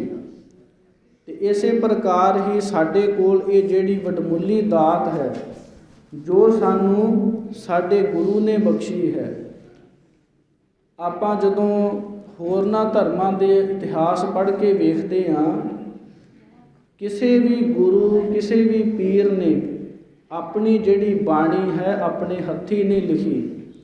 ਉਹ ਚਾਹੇ ਸ਼੍ਰੀ ਕ੍ਰਿਸ਼ਨ ਜੀ ਹੋਣ, ਚਾਹੇ ਸ਼੍ਰੀ ਰਾਮਚੰਦਰ ਜੀ ਹੋਣ, ਔਰ ਚਾਹੇ ਮੁਹੰਮਦ ਸਾਹਿਬ, ਉਹਨਾਂ ਦੇ ਜਾਣ ਤੋਂ ਬਾਅਦ ਕਈ ਸਾਲ, ਕਈ 100 ਸਾਲ ਬਾਅਦ ਜਿਹੜੀ ਕੁਰਾਨ ਆਦਿਕ ਹੈ, ਗੀਤਾ ਆਦਿਕ ਹੈ, ਉਹ ਲਿਖੀ ਗਈ ਹੈ। ਪਰ ਅਸੀਂ ਕਿੰਨੇ ਵਡਭਾਗੀ ਹਾਂ ਕਿ ਸਾਡੇ ਗੁਰੂ ਸਾਹਿਬਾਨਾਂ ਨੇ ਸਾਨੂੰ ਪਾਵਨ ਗੁਰਬਾਣੀ ਦੀ ਦਾਤ ਬਖਸ਼ਿਸ਼ ਕੀਤੀ ਹੈ। ਤੇ ਇਸ ਗੁਰਬਾਣੀ ਨੂੰ ਆਪਾਂ ਪੜ੍ਹ ਕੇ ਸੁਣ ਕੇ ਆਪਣੇ ਜੀਵਨ ਦੇ ਅੰਦਰ ਧਾਰਨ ਕਰਕੇ ਆਪਣਾ ਲੋਕ ਸੁਖੀਆ ਪਰਲੋਕ ਸੁਹੇਲਾ ਕਰ ਸਕਦੇ ਹਾਂ। ਵਾਹੋ ਵਾਹੋ ਬਾਣੀ ਨਿਰੰਕਾਰ ਹੈ, ਤਿਸ ਜੇਵੜ ਅਵਰ ਨਾ ਕੋਈ। ਬਾਣੀ ਗੁਰੂ, ਗੁਰੂ ਹੈ ਬਾਣੀ, ਵਿੱਚ ਬਾਣੀ ਅੰਮ੍ਰਿਤ ਸਾਰੇ। ਜਦੋਂ ਇਹ ਪਾਵਨ ਕਥਾ ਵਿਚਾਰ ਦਾਸ ਨੇ ਸ਼ੁਰੂ ਕੀਤੀ ਸੀ, ਉਦੋਂ ਇੱਕ ਬਚਨ ਪੜ੍ਹਿਆ ਗਿਆ ਸੀ। ਦਾਸ ਉਹ ਬਚਨ ਦੀ ਵਿਆਖਿਆ ਕਰਕੇ ਸਮਾਪਤੀ ਵੱਲ ਨੂੰ ਜਾਵੇਗਾ। ਸਿੱਖ ਕੌਮ ਦੇ ਅੰਦਰ ਇੱਕ ਮਹਾਨ ਫਾਰਸੀ ਦੇ ਵਿਦਵਾਨ ਹੋਏ ਨੇ। ਉਹਨਾਂ ਦਾ ਨਾਮ ਆਪਾਂ ਜਾਣਦੇ ਹਾਂ, ਭਾਈ ਸਾਹਿਬ ਭਾਈ ਨੰਦ ਲਾਲ ਸਾਹਿਬ ਜੀ। ਇਹ ਭਾਈ ਨੰਦ ਲਾਲ ਜੀ ਸਾਹਿਬ ਸ੍ਰੀ ਗੁਰੂ ਗੋਬਿੰਦ ਸਿੰਘ ਮਹਾਰਾਜ ਜੀ ਦੇ ਅਨੰਨ ਸਿੱਖ ਹੋਏ ਨੇ।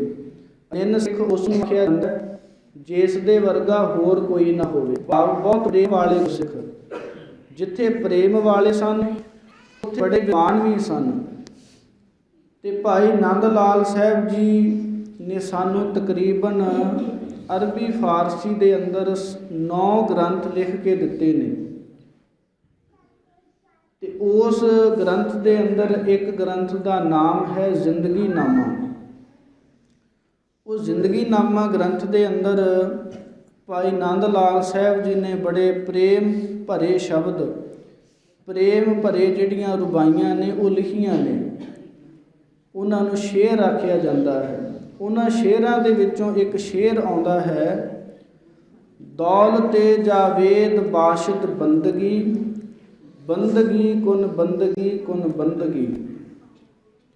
ਇਹ ਹੈ ਫਾਰਸੀ, ਪਿਓਰ ਫਾਰਸੀ। ਇਸ ਦੇ ਅੰਦਰ ਭਾਈ ਸਾਹਿਬ ਭਾਈ ਨੰਦ ਲਾਲ ਜੀ ਆਖਦੇ ਨੇ ਕਿ ਦੌਲਤੇ ਜਾਵੇਦ, ਕਹਿੰਦੇ ਕਿ ਸੰਸਾਰ ਦੇ ਅੰਦਰ ਦੌਲਤਾਂ ਬਹੁਤ ਨੇ। ਵਿਦਵਾਨਾਂ ਨੇ ਕਈ ਪ੍ਰਕਾਰ ਦੀਆਂ ਦੌਲਤਾਂ ਪੈਸਾ ਮੰਨਿਆ ਹੈ। ਇੱਕ ਦੌਲਤ ਹੁੰਦੀ ਹੈ ਪੈਸਾ, ਦੂਸਰੀ ਦੌਲਤ ਹੁੰਦੀ ਹੈ ਜ਼ਮੀਨ, ਤੀਸਰੀ ਦੌਲਤ ਆਪਾਂ ਵੇਖਦੇ ਹਾਂ ਕਿ ਹਾਥੀ ਘੋੜੇ ਹੋਣੇ। ਕਹਿੰਦੇ ਕਿ ਸੰਸਾਰ ਦੇ ਅੰਦਰ ਦੌਲਤਾਂ ਬਹੁਤ ਨੇ, ਦੌਲਤੇ ਜਾਵੇਦ। ਪਰ ਕਹਿੰਦੇ ਜਾਵੇਦ ਦਾ ਮਤਲਬ ਹੁੰਦਾ ਹੈ ਕਿ ਹਮੇਸ਼ਾ ਰਹਿਣ ਵਾਲੀ। ਹਮੇਸ਼ਾ ਰਹਿਣ ਵਾਲੀ ਦੌਲਤ ਕਿਹੜੀ ਹੈ? ਜਿਹੜੀ ਕਦੇ ਵੀ ਨਾਸ਼ ਨਾ ਹੋਵੇ। ਉਹ ਕਿਹੜੀ ਦੌਲਤ ਹੈ? ਬਾਸ਼ਦ ਬੰਦਗੀ, ਬੰਦਗੀ ਕਰਨੀ, ਬੰਦਗੀ ਦਾ ਨਾਮ ਧਨ ਰੂਪੀ ਜਿਹੜਾ ਇਕੱਠਾ ਕਰਨਾ, ਇਹ ਹਮੇਸ਼ਾ ਰਹਿਣ ਵਾਲੀ ਦੌਲਤ ਹੈ। ਦੌਲਤੇ ਜਾਵੇਦ ਬਾਸ਼ਦ ਬੰਦਗੀ, ਬੰਦਗੀ ਕਰਨੀ, ਨਾਮ ਜਪਣਾ, ਗੁਰਬਾਣੀ ਪੜ੍ਹਨੀ, ਇਹ ਸਾਡੇ ਕੋਲ ਹਮੇਸ਼ਾ ਰਹਿਣ ਵਾਲਾ ਧਨ ਹੈ। ਇੱਕ ਇੱਥੇ ਦਾਸ ਬੇਨਤੀ ਕਰ ਦੇਵੇ ਕਿ ਜਿਹੜਾ ਵੀ ਮਨੁੱਖ ਇਸ ਸੰਸਾਰ ਦੇ ਵਿੱਚ ਜਨਮ ਲੈਂਦਾ ਹੈ, ਉਸ ਨੂੰ ਮੌਤ ਦਾ ਡਰ ਹਮੇਸ਼ਾ ਬਣਿਆ ਰਹਿੰਦਾ ਹੈ। ਡਰ ਹਮੇਸ਼ਾ ਉਦੋਂ ਹੁੰਦਾ ਹੈ ਜਦੋਂ ਆਪਾਂ ਗਿਆਨ ਤੋਂ ਹੀਣੇ ਹੋਈਏ। ਜਦੋਂ ਆਪਣੇ ਕੋਲ ਗਿਆਨ ਹੋਵੇਗਾ, ਆਪਣੇ ਕੋਲ ਪੈਸਾ ਹੋਵੇਗਾ। ਜਿਵੇਂ ਆਪਾਂ ਕੋਈ ਵੀ ਜਦੋਂ ਕੰਮ ਕਰਨ ਲੱਗਦੇ ਹਾਂ, ਜੇ ਆਪਣੇ ਕੋਲ ਪੂਰੇ ਪੈਸੇ ਹੋਣ ਤੇ ਆਪਾਂ ਉਹ ਜਿਹੜਾ ਕੰਮ ਹੈ ਬੜੀ ਦ੍ਰਿੜਤਾ ਦੇ ਨਾਲ ਕਰਦੇ ਹਾਂ। ਆਪਾਂ ਨੂੰ ਕਿਸੇ ਵੀ ਪ੍ਰਕਾਰ ਦਾ ਡਰ ਨਹੀਂ ਹੁੰਦਾ। ਉਸੇ ਪ੍ਰਕਾਰ ਜਦੋਂ ਇਸ ਸੰਸਾਰ ਦੇ ਉੱਪਰ ਆਪਾਂ ਵਿਚਰਦੇ ਹਾਂ ਤੇ ਵਿਚਰਨ ਲੱਗਿਆਂ ਆਪਾਂ ਨੂੰ ਪਤਾ ਹੁੰਦਾ ਹੈ ਕਿ ਆਪਾਂ ਨੂੰ ਮੌਤ ਵੀ ਆਉਣੀ ਹੈ। ਤੇ ਮੌਤ ਤੋਂ ਡਰ ਇਸ ਲਈ ਲੱਗਦਾ ਹੈ ਕਿਉਂਕਿ ਆਪਣੇ ਕੋਲ ਦੂਸਰੀ ਜਗ੍ਹਾ ਜਾਣ ਦੇ ਲਈ ਜਿਹੜਾ ਨਾਮ ਰੂਪੀ ਧਨ ਹੈ ਉਹ ਸਾਡੇ ਕੋਲ ਨਹੀਂ ਹੈ। ਤੇ ਉਹ ਨਾ ਹੋਣ ਕਰਕੇ ਸਾਨੂੰ ਡਰ ਲੱਗਦਾ ਹੈ। ਇਸ ਲਈ ਭਾਈ ਨੰਦ ਲਾਲ ਸਾਹਿਬ ਜੀ ਬੇਨਤੀ ਕਰਦੇ ਨੇ ਕਿ ਦੌਲਤੇ ਜਾਵੇਦ ਬਾਸ਼ਦ ਬੰਦਗੀ, ਕਿ ਹਮੇਸ਼ਾ ਰਹਿਣ ਵਾਲਾ ਧਨ ਕਿਹੜਾ ਹੈ? ਉਹ ਹੈ ਬੰਦਗੀ ਕਰਨੀ। ਜਿਵੇਂ ਆਪਾਂ ਪਾਵਨ ਗੁਰਬਾਣੀ ਦੇ ਅੰਦਰ ਵੀ ਬਚਨ ਪੜ੍ਹਦੇ ਹਾਂ ਕਿ ਮਨੁੱਖਾ ਜਿਹੜਾ ਜੀਵਨ ਹੈ ਜਾਂ ਮਨੁੱਖ ਦੀ ਜਿਹੜੀ ਹੋਂਦ ਹੈ, ਉਹ ਬੰਦਗੀ ਕਰਕੇ ਪਰਿਭਾਸ਼ਿਤ ਹੁੰਦੀ ਹੈ। ਬੰਦਾ ਔਰ ਬੰਦਗੀ, ਇਹ ਦੋ ਸ਼ਬਦ ਨੇ, ਇੱਕ ਬੰਦਾ ਔਰ ਬੰਦਗੀ। ਬੰਦਾ ਉਹ ਹੈ ਜਿਹੜਾ ਬੰਦਗੀ ਕਰਦਾ ਹੈ, ਕਿਉਂਕਿ ਇੱਕ ਗੱਲ ਬੜੇ ਧਿਆਨ ਦੇ ਨਾਲ ਆਪ ਸੰਗਤ ਜੀ ਸਰਵਣ ਕਰੋ ਕਿ ਸੰਸਾਰ ਦੇ ਅੰਦਰ ਜਿਹੜੇ ਪਿਛਲੇ ਧਰਮ ਹੋਏ ਨੇ, ਉਸ ਧਰਮਾਂ ਦੇ ਵਿੱਚ ਇਸ ਸੰਸਾਰ ਨੂੰ ਤਰਨਾ ਬਹੁਤ ਕਠਿਨ ਹੈ। ਜਦੋਂ ਆਪਾਂ ਜੋਗੀਆਂ ਨੂੰ ਵੇਖਦੇ ਹਾਂ, ਜੋਗੀ ਦੇਖੋ ਕਿੰਨੇ ਜਲ ਧਾਰੇ ਕਰਨੇ, ਪੁੱਠੇ ਲਟਕਣਾ, ਉਹਨਾਂ ਨੇ ਬੜਾ ਔਖਾ ਇਸ ਸੰਸਾਰ ਤੋਂ ਤਰਨਾ ਲਿਖਿਆ ਹੈ। ਇਸੇ ਪ੍ਰਕਾਰ ਜਦੋਂ ਆਪਾਂ ਹੋਰਨਾਂ ਧਰਮਾਂ ਦੇ ਵਿੱਚ ਇਸ ਸੰਸਾਰ ਨੂੰ ਤਰਨ ਦਾ ਜਿਹੜਾ ਤਰੀਕਾ ਵੇਖਦੇ ਹਾਂ, ਉਹ ਬੜਾ ਕਠਿਨ ਹੈ। ਪਰ ਸਤਿਗੁਰਾਂ ਨੇ ਇੱਕ ਵਿਹੰਗਮ ਮਾਰਗ ਚਲਾਇਆ। ਵਿਹੰਗਮ ਆਖਦੇ ਨੇ ਪੰਛੀ ਨੂੰ। ਜਿਵੇਂ ਆਪਾਂ ਦੇਖਦੇ ਹਾਂ ਕਿ ਜਦੋਂ ਪੰਛੀ ਨੇ ਇੱਕ ਜਗ੍ਹਾ ਤੋਂ ਦੂਸਰੀ ਜਗ੍ਹਾ ਜਾਣਾ ਹੋਵੇ, ਉਹ ਕਦੇ ਤੁਰ ਕੇ ਨਹੀਂ ਜਾਂਦਾ, ਉਹ ਉਡਾਰੀ ਮਾਰਦਾ ਅਤੇ ਇੱਕ ਜਗ੍ਹਾ ਤੋਂ ਦੂਸਰੀ ਜਗ੍ਹਾ ਪਹੁੰਚ ਜਾਂਦਾ। ਉਸੇ ਪ੍ਰਕਾਰ ਸਤਿਗੁਰੂ ਸਾਹਿਬਾਨ ਜੀ ਨੇ ਸਾਨੂੰ ਇੱਕ ਵਿਹੰਗਮ ਮਾਰਗ ਦਿੱਤਾ ਹੈ, ਪੰਛੀ ਦੇ ਵਾਂਗ ਸਿੱਧਾ ਰਸਤਾ ਦਿੱਤਾ ਹੈ ਕਿ ਆਪਣੇ ਸੰਸਾਰੀ ਜਿਹੜੇ ਕੰਮ ਧੰਦੇ ਨੇ ਉਹ ਵੀ ਕਰਨੇ ਨੇ, ਸੰਸਾਰ ਨੂੰ ਛੱਡਣਾ ਨਹੀਂ।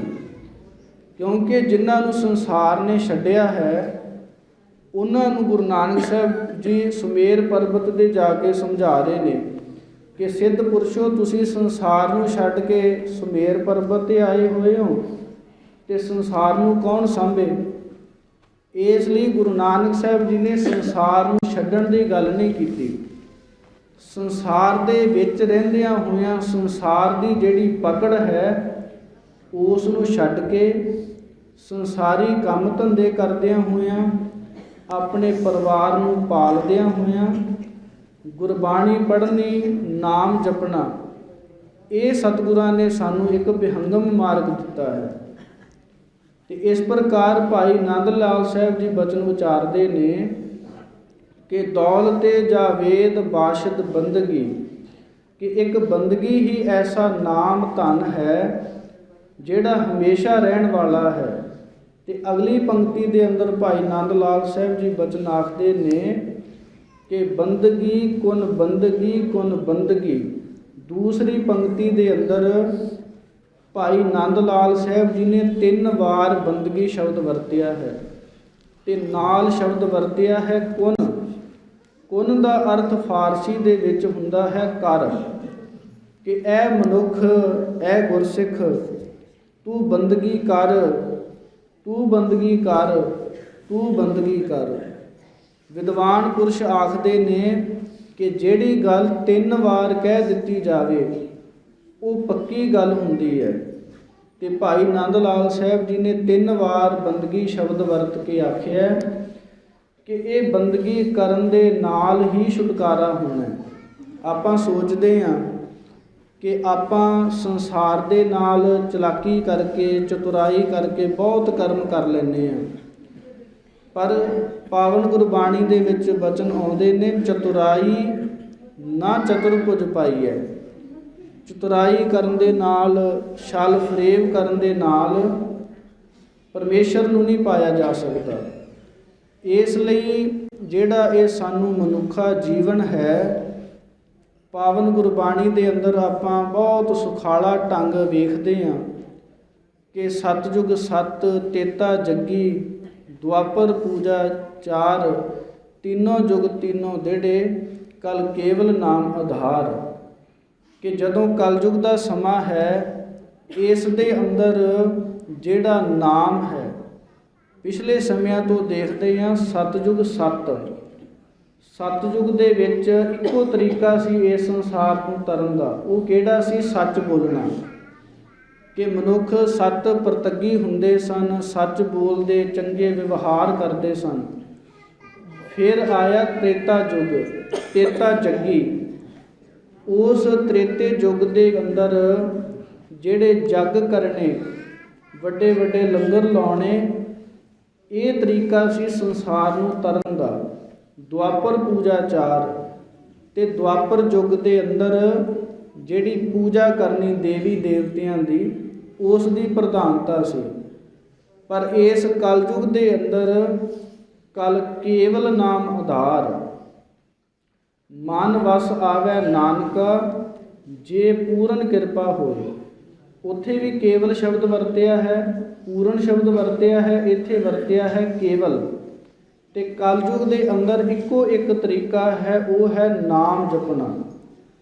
ਜਿਹੜੇ ਕੋਈ ਵੀਰ ਬਜ਼ੁਰਗ ਮਾਤਾਵਾਂ ਭੈਣਾਂ ਬਹੁਤੇ ਪੜ੍ਹੇ ਲਿਖੇ ਨਹੀਂ ਹਨ, ਉਹ ਘੱਟੋ ਘੱਟ ਵਾਹਿਗੁਰੂ ਵਾਹਿਗੁਰੂ ਸ਼ਬਦ ਤਾਂ ਤੁਰਦਿਆਂ ਫਿਰਦਿਆਂ ਆਖ ਸਕਦੇ ਨੇ। ਜਿਵੇਂ ਆਪਾਂ ਪਹਿਲਾਂ ਬਚਨ ਆਖੇ ਨੇ ਕਿ ਊਠਤ ਬੈਠਤ ਸੋਵਤ ਧਿਆਈਐ, ਮਾਰਗ ਚਲਤ ਹਰੇ ਹਰਿ ਗਾਈਐ।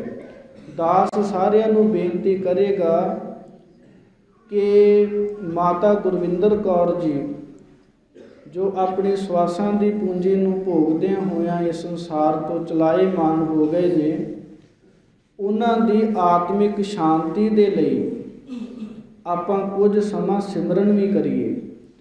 ਕਿਉਂਕਿ ਸੱਚਾ ਜਿਹੜਾ ਪ੍ਰੇਮ ਹੈ, ਸੱਚੀ ਜਿਹੜੀ ਸ਼ਰਧਾਂਜਲੀ ਹੈ, ਉਹ ਇਹੀ ਹੈ ਕਿ ਕਿਸੇ ਦੀ ਸਹਾਇਤਾ ਕਰ ਦੇਣੀ।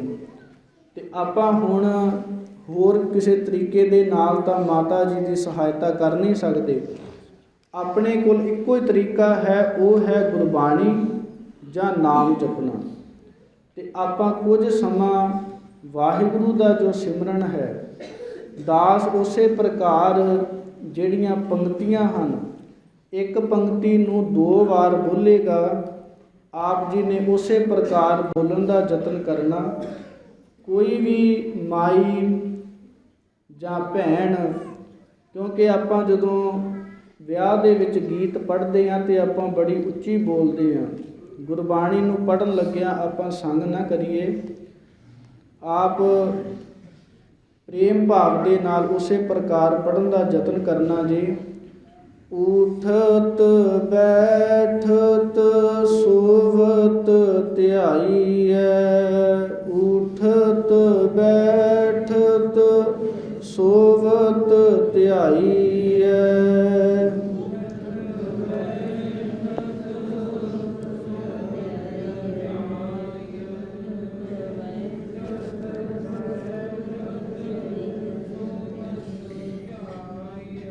ਊਠਤ ਬੈਠਤ ਸੋਵਤ ਧਿਆਈਐ, ਊਠਤ ਬੈਠਤ ਸੋਵਤ ਧਿਆਈਐ।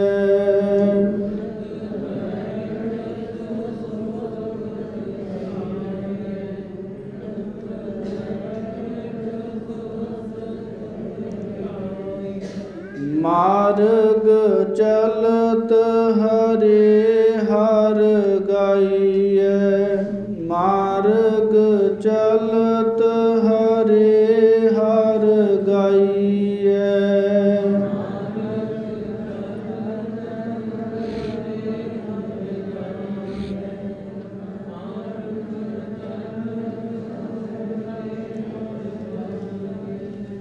ਮਾਰਗ ਚਲਤ ਹਰੇ ਹਰਿ ਗਾਈਐ, ਮਾਰਗ ਚਲਤ ਹਰੇ ਹਰਿ ਗਾਈਐ।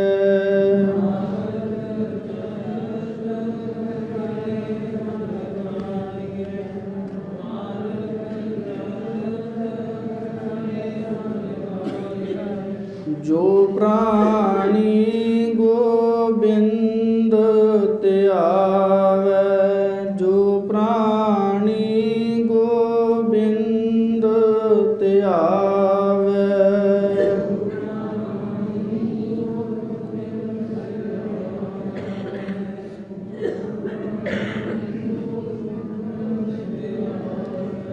ਜੋ ਪ੍ਰਾਣੀ ਗੋਬਿੰਦ ਧਿਆਵੈ, ਜੋ ਪ੍ਰਾਣੀ ਗੋਬਿੰਦ ਧਿਆਵੈ।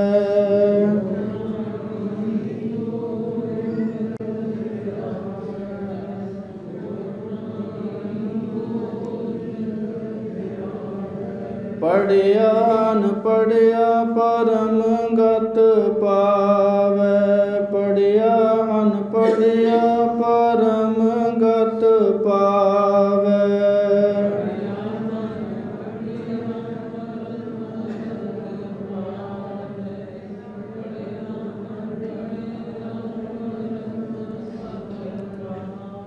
ਵਾਹਿਗੁਰੂ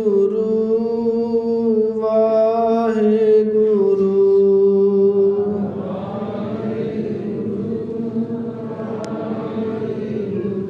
ਵਾਹਿਗੁਰੂ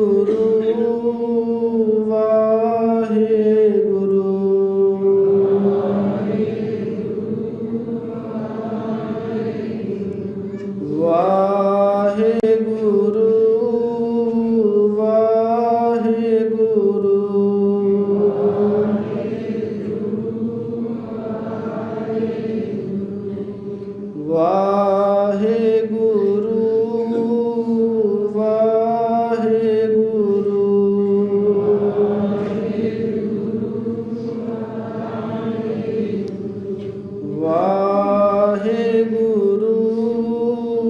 ਵਾਹਿਗੁਰੂ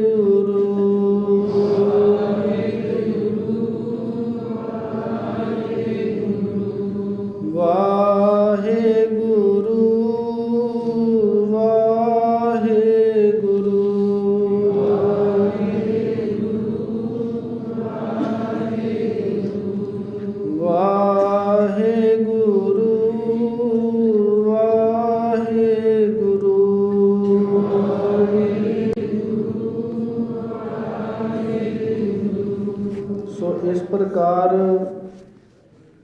ਜੋ ਭਾਈ ਨੰਦ ਲਾਲ ਸਾਹਿਬ ਜੀ ਦੀ ਪਾਵਨ ਬਾਣੀ ਤੋਂ ਆਪਾਂ ਵਿਚਾਰ ਦੀ ਸਮਾਪਤੀ ਕੀਤੀ ਹੈ ਕਿ ਦੌਲਤੇ ਜਾ ਵੇਦ ਬਾਸ਼ਦ ਬੰਦਗੀ, ਬੰਦਗੀ ਕੁਨ ਬੰਦਗੀ ਕੁਨ ਬੰਦਗੀ। ਇਸ ਲਈ ਚਲੋ ਦੁੱਖ ਦਾ ਸਮਾਂ ਪਰਿਵਾਰ ਦੇ ਲਈ, ਰਿਸ਼ਤੇਦਾਰਾਂ ਦੇ ਲਈ ਹੁੰਦਾ ਹੈ। ਕਿਸੇ ਜੀਵ ਦਾ ਘਰ ਦੇ ਵਿੱਚੋਂ ਚਲੇ ਜਾਣਾ ਇਹ ਬਹੁਤ ਦੁਖਦਾਈ ਇੱਕ ਸਮਾਂ ਮਨੁੱਖ 'ਤੇ ਆਉਂਦਾ ਹੈ। ਚਾਹੇ ਕੋਈ ਵੀ ਸਿਆਣਾ ਹੋਵੇ ਜਾਂ ਪੜ੍ਹਿਆ ਲਿਖਿਆ ਹੋਵੇ, ਇਸ ਦੁੱਖ ਨੂੰ ਸਹਾਰਨਾ ਬਹੁਤ ਔਖਾ ਹੁੰਦਾ ਹੈ। ਪਰ ਨਾਲ ਨਾਲ ਇੱਕ ਜੀਵਨ ਦੀ ਸੱਚਾਈ ਇਹ ਹੈ ਕਿ ਜਿੰਨੇ ਆਪਾਂ ਇਸ ਸੰਗਤ ਦੇ ਵਿੱਚ ਬੈਠੇ ਹਾਂ, ਆਪਾਂ ਵੀ ਇੱਕ ਦਿਨ ਇਸ ਸੰਸਾਰ ਤੋਂ ਚਲੇ ਜਾਣਾ ਹੈ। ਜਿਵੇਂ ਆਪਾਂ ਹੋਰ ਕੰਮ ਦੇਖਦੇ ਹਾਂ ਕਿ ਫਲਾਣੇ ਮਨੁੱਖ ਕੋਈ ਉਹ ਪੜ੍ਹਾਈ ਦੇ ਵਿੱਚੋਂ ਅੱਗੇ ਚਲਾ ਗਿਆ ਹੈ, ਉਸੇ ਪ੍ਰਕਾਰ ਇਹ ਵੀ ਇੱਕ ਜੀਵਨ ਦੀ ਸੱਚਾਈ ਹੈ ਕਿ ਆਪਾਂ ਵੀ ਇੱਕ ਦਿਨ ਇਸ ਸੰਸਾਰ ਤੋਂ ਚਲੇ ਜਾਣਾ ਹੈ। ਪਰ ਉਹ ਚਲੋ ਆਪਾਂ ਨੂੰ ਕੁਝ ਸਮਾਂ ਯਾਦ ਰਹਿੰਦਾ ਹੈ ਜਦੋਂ ਆਪਾਂ ਫਿਰ 2-4 ਦਿਨਾਂ ਬਾਅਦ ਸੰਸਾਰੀ ਕੰਮ ਧੰਦਿਆਂ ਦੇ ਵਿੱਚ ਲੱਗ ਜਾਂਦੇ ਹਾਂ। ਫਿਰ ਸਾਨੂੰ ਜਿਹੜਾ ਮਰਨਾ ਹੈ ਉਹ ਭੁੱਲ ਜਾਂਦਾ ਹੈ। ਇੱਕ ਵਾਰ ਭਗਤ ਫਰੀਦ ਸਾਹਿਬ ਜੀ ਦੇ ਜੀਵਨ ਦੇ ਵਿੱਚੋਂ ਆਪਾਂ ਨੂੰ ਘਟਨਾ ਮਿਲਦੀ ਹੈ ਕਿ ਕੋਈ ਮਨੁੱਖ ਭਗਤ ਫਰੀਦ ਸਾਹਿਬ ਜੀ ਨੂੰ ਮਿਲਣ ਆਇਆ ਤੇ ਉਸ ਨੇ ਆਖਿਆ ਕਿ ਮੈਨੂੰ ਭਗਤ ਫਰੀਦ ਸਾਹਿਬ ਜੀ ਦਾ ਪਤਾ ਕਿਵੇਂ ਲੱਗੇਗਾ ਕਿ ਉਹ ਕਿਹੜੇ ਹਨ। ਤੇ ਉਹਨਾਂ ਨੇ ਆਖਿਆ ਕਿ ਉਹ ਸਾਹਮਣੇ ਦੇਖੋ ਇੱਕ ਮੁਰਦੇ ਨੂੰ ਸ਼ਮਸ਼ਾਨ ਘਾਟ ਵੱਲ ਲਿਜਾ ਰਹੇ ਹਨ। ਬੱਚੇ ਨੂੰ ਚੁੱਪ ਕਰਾਓ। ਤੇ ਉਹ ਸਾਹਮਣੇ ਇੱਕ ਮੁਰਦੇ ਨੂੰ ਸ਼ਮਸ਼ਾਨ ਘਾਟ ਵੱਲ ਲਿਜਾ ਰਹੇ ਨੇ ਤੇ ਜਿਹੜੇ ਭਗਤ ਫਰੀਦ ਸਾਹਿਬ ਜੀ ਹਨ ਉਹਨਾਂ ਦੇ ਉੱਪਰ ਇੱਕ ਛਤਰ ਝੁੱਲਦਾ ਦਿਖੇਗਾ, ਇੱਕ ਗੋਲਾ ਜਿਹਾ ਹੋਵੇਗਾ, ਉਹ ਨਜ਼ਰ ਆਵੇਗਾ ਤੁਹਾਨੂੰ। ਤੇ ਉਸ ਵੇਲੇ ਜਿਹੜਾ ਉਹ ਮਨੁੱਖ ਮਿਲਣ ਆਇਆ ਸੀ ਤੇ ਉਸ ਨੇ ਆਖਿਆ ਕਿ ਇੱਦਾਂ ਕਿਵੇਂ ਪਹਿਚਾਣ ਆਊਗੀ, ਉੱਥੇ ਛਤਰ ਕੀਮਤਾ ਹੋਰ ਕਿਸੇ ਦੇ ਵੀ ਝੁੱਲਦਾ ਹੋਵੇ, ਹੋਰ ਕਿਸੇ ਨੇ ਵੀ ਸਿਰ ਦੇ ਉੱਪਰ ਕੁਝ ਬੰਨ੍ਹਿਆ ਹੋਵੇ। ਤਾਂ ਉਸ ਵੇਲੇ ਉਹ ਜਿਹੜਾ ਦੱਸਣ ਵਾਲਾ ਮਨੁੱਖ ਸੀ ਉਸ ਨੇ ਆਖਿਆ ਕਿ ਜਦੋਂ ਉਹ ਜਿਹੜੇ ਸਾਰੇ ਸ਼ਮਸ਼ਾਨ ਘਾਟ ਤੋਂ ਵਾਪਸ ਆ ਜਾਣਗੇ ਤੇ ਉਹਨਾਂ ਦੀ ਪਹਿਚਾਣ ਇਹ ਹੋਵੇਗੀ ਕਿ ਉਹਨਾਂ ਦੇ ਸਿਰ ਦੇ ਉੱਪਰ ਫਿਰ ਵੀ ਉਹ ਜਿਹੜਾ ਗੋਲਾ ਉਸੇ ਪ੍ਰਕਾਰ ਤੁਹਾਨੂੰ ਝਲਕਦਾ ਹੋਇਆ ਦਿਸੇਗਾ। ਉਸੇ ਪ੍ਰਕਾਰ ਉਹ ਮਨੁੱਖ ਗੱਲ ਸੁਣ ਕੇ ਭਗਤ ਫਰੀਦ ਸਾਹਿਬ ਜੀ ਨੂੰ ਮਿਲਣ ਚਲਾ ਗਿਆ ਤੇ ਜਦੋਂ ਦੇਖਿਆ ਕਿ ਸ਼ਮਸ਼ਾਨ ਘਾਟ ਤੋਂ ਆਉਣ ਤੋਂ ਬਾਅਦ ਵੀ ਉਹ ਜਿਹੜਾ ਗੋਲਾ ਸੀ ਉਸੇ ਪ੍ਰਕਾਰ ਭਗਤ ਫਰੀਦ ਸਾਹਿਬ ਜੀ ਦੇ ਸਿਰ ਦੇ ਉੱਪਰ ਬਣਿਆ ਹੋਇਆ ਸੀ। ਉਸ ਮਨੁੱਖ ਨੇ ਭਗਤ ਫਰੀਦ ਸਾਹਿਬ ਜੀ ਨੂੰ ਪੁੱਛਿਆ ਕਿ ਇਹ ਗੋਲਾ ਕਿਸ ਪ੍ਰਕਾਰ ਹੈ, ਬਾਕੀ ਮਨੁੱਖਾਂ ਦੇ ਕਿਉਂ ਨਹੀਂ? ਤੇ ਉਸ ਵੇਲੇ ਭਗਤ ਫਰੀਦ ਸਾਹਿਬ ਜੀ ਨੇ ਆਖਿਆ ਕਿ ਮੈਂ ਮੌਤ ਨੂੰ ਹਮੇਸ਼ਾ ਯਾਦ ਰੱਖਦਾ, ਇਸ ਲਈ ਇਹ ਉਸ ਦੀ ਨਿਸ਼ਾਨੀ ਹੈ। ਤੇ ਆਪਾਂ ਵੀ ਸਾਰੇ ਮੌਤ ਨੂੰ ਯਾਦ ਰੱਖੀਏ, ਕਿਉਂਕਿ ਆਪਣਾ ਵੀ ਇੱਕ ਦਿਨ ਇਸੇ ਪ੍ਰਕਾਰ ਬੁਲਾਵਾ ਆ ਜਾਣਾ। ਇਸ ਲਈ ਇਸ ਬੁਲਾਵੇ ਤੋਂ ਪਹਿਲਾਂ ਆਪਾਂ ਕੋਸ਼ਿਸ਼ ਕਰੀਏ ਕਿ ਆਪਾਂ ਨੂੰ ਜਿਹੜੀ ਇਹ ਗੁਰਬਾਣੀ ਦੀ ਵਡਮੁੱਲੀ ਦਾਤ ਪ੍ਰਾਪਤ ਹੋਈ ਹੈ, ਪਹਿਲਾਂ ਤੇ ਆਪਾਂ ਕੇਸਾਧਾਰੀ ਹੋਈਏ। ਮਾਤਾਵਾਂ, ਭੈਣਾਂ, ਵੀਰ, ਬਜ਼ੁਰਗ, ਆਪਣੇ ਪਿੰਡਾਂ ਦੇ ਵਿੱਚੋਂ ਜਿਹੜੀ ਗੁਰਸਿੱਖੀ ਹੈ ਉਹ ਖਤਮ ਹੁੰਦੀ ਜਾ ਰਹੀ ਹੈ। ਇਸ ਲਈ ਕੇਸਾਧਾਰੀ ਹੋਈਏ, ਗੁਰੂ ਦੇ ਨਾਲ ਬਾਣੀ ਕਰਕੇ ਜੁੜੀਏ। ਆਪਾਂ ਹੋਰ ਬੜੇ ਤਰੀਕੇ ਨੇ ਗੁਰੂ ਦੇ ਨਾਲ, ਕੋਈ ਪ੍ਰਸ਼ਾਦਾ ਪਾਣੀ ਛਕਣ ਕਰਕੇ ਜੁੜਦਾ ਹੈ, ਕੋਈ ਆਖਦਾ ਸਾਡੀਆਂ ਮੰਗਾਂ ਪੂਰੀਆਂ ਹੋ ਜਾਣ, ਪਰ ਗੁਰੂ ਦੇ ਨਾਲ ਆਪਾਂ ਗੁਰਬਾਣੀ ਦੇ ਨਾਲ ਜੁੜੀਏ। ਗੁਰਬਾਣੀ ਦੀ ਜਿਹੜੇ ਬਚਨ ਨੇ, ਸਾਰੇ ਬਚਨਾਂ ਦੇ ਉੱਪਰ ਦੇਖੋ ਪਹਿਰਾ ਨਹੀਂ ਦਿੱਤਾ ਜਾਂਦਾ, ਪਰ ਕੋਸ਼ਿਸ਼ ਤਾਂ ਕਰੀਏ। ਇਸ ਲਈ ਸਤਿਗੁਰੂ ਸਾਹਿਬ ਜੀ ਕਿਰਪਾ ਕਰਨ, ਸਾਨੂੰ ਇਹ ਸਮਝ ਆ ਜਾਵੇ ਕਿ ਭਈ ਪ੍ਰਾਪਤ ਮਾਨੁਖ ਦੇਹੁਰੀਆ, ਗੋਬਿੰਦ ਮਿਲਣ ਕੀ ਇਹ ਤੇਰੀ ਬਰੀਆ। ਇਹ ਵਾਰੀ ਹੈ, ਚਾਂਸ ਹੈ। ਤੇ ਇਸ ਲਈ ਸਤਿਗੁਰੂ ਸਾਹਿਬਾਨ ਜੀ ਸਾਡੇ ਸਾਰਿਆਂ ਦੇ ਉੱਪਰ ਕਿਰਪਾ ਕਰਨ। ਸਭ ਗੁਰਸਿੱਖਾਂ ਦਾ ਤਹਿ ਦਿਲੋਂ ਧੰਨਵਾਦ। ਸਤਿਕਾਰਯੋਗ ਬਾਬਾ ਆਤਮਾ ਸਿੰਘ ਜੀ ਦਾ ਧੰਨਵਾਦ, ਜਿਨ੍ਹਾਂ ਨੇ ਦਾਸ ਨੂੰ ਇਹ ਸਮਾਂ ਬਖਸ਼ਿਆ। ਔਰ ਆਪਾਂ ਸਾਰਿਆਂ ਨੇ ਰਲ ਮਿਲ ਕਰਕੇ, ਬਾਬਾ ਜੀ ਹੁਣ ਸ੍ਰੀ ਆਨੰਦ ਸਾਹਿਬ ਜੀ ਦਾ ਪਾਠ ਕਰਨਗੇ। ਉਸ ਤੋਂ ਬਾਅਦ ਆਪਾਂ ਸਾਰਿਆਂ ਨੇ ਬੜੇ ਪ੍ਰੇਮ ਸਹਿਤ ਸਤਿਗੁਰੂ ਸਾਹਿਬਾਨ ਜੀ ਦੇ ਚਰਨ ਕਮਲਾਂ ਦੇ ਵਿੱਚ ਅਰਦਾਸ ਬੇਨਤੀ ਕਰਨੀ ਹੈ। ਇੱਕ ਤਾਂ ਹੁੰਦਾ ਹੈ ਅਰਦਾਸ ਦੇ ਵਿੱਚ ਖੜਨਾ, ਦੂਸਰਾ ਹੁੰਦਾ ਹੈ ਨਾਲ ਨਾਲ ਬੇਨਤੀ ਕਰਨੀ ਕਿ ਸਤਿਗੁਰੂ ਜੀਓ, ਅਸੀਂ ਜਿਵੇਂ ਆਪਾਂ ਵਿਆਹ ਦੇ ਸਮੇਂ ਦੇ ਵਿੱਚ ਆਪਾਂ ਸਾਰੇ ਇਕੱਠੇ ਹੋ ਕੇ ਖੁਸ਼ੀ ਮਨਾਉਂਦੇ ਹਾਂ, ਉਸੇ ਪ੍ਰਕਾਰ ਅਰਦਾਸ ਦੇ ਵਿੱਚ ਆਪਾਂ ਬੇਨਤੀ ਕਰੀਏ ਕਿ ਜਿਹੜੀ ਇਹ ਵਿਛੜੀ ਹੋਈ ਰੂਹ ਹੈ, ਇਸ ਦੀ ਆਤਮਿਕ ਸ਼ਾਂਤੀ ਬਖਸ਼ੋ। ਆਪ ਜੀ ਜਿਹੜੀਆਂ ਜੀਵਨ ਦੇ ਅੰਦਰ ਹੋਈਆਂ ਭੁੱਲਾਂ ਦੀ ਜੋ ਗਲਤੀ ਹੈ, ਮੁਆਫੀ ਹੈ, ਉਹ ਬਖਸ਼ ਦੇਣਾ ਕਰੋ। ਇਹ ਆਪਾਂ ਸਾਰਿਆਂ ਨੇ ਰਲ ਮਿਲ ਕਰਕੇ ਸਤਿਗੁਰੂ ਸਾਹਿਬਾਨ ਜੀ ਦੇ ਚਰਨ ਕਮਲਾਂ ਵਿੱਚ ਬੇਨਤੀ ਕਰਨੀ ਹੈ। ਹੋਈਆਂ ਦਾਸ ਦੇ ਕੋਲੋਂ ਬੇਅੰਤ ਭੁੱਲਾਂ ਦੀ ਖਿਮਾ ਆਪ ਸੰਗਤ ਸਾਹਿਬ ਸ੍ਰੀ ਗੁਰੂ ਗ੍ਰੰਥ ਸਾਹਿਬ ਮਹਾਰਾਜ ਜੀ ਬਖਸ਼ਣ ਯੋਗ ਹਨ, ਬਖਸ਼ ਲੈਣਾ ਜੀ। ਦਾਸ ਇੱਥੇ ਆਪ ਜੀ ਨੂੰ ਫਤਿਹ ਬੁਲਾਉਂਦਾ ਹੈ। ਵਾਹਿਗੁਰੂ ਜੀ ਕਾ ਖਾਲਸਾ, ਵਾਹਿਗੁਰੂ ਜੀ ਕੀ ਫਤਿਹ। ਸਤਿਨਾਮ ਸ੍ਰੀ ਵਾਹਿਗੁਰੂ ਸਾਹਿਬ ਜੀਓ। ਰਾਮ ਕਰੀ ਮਹਲਾ ਤੀਜਾ।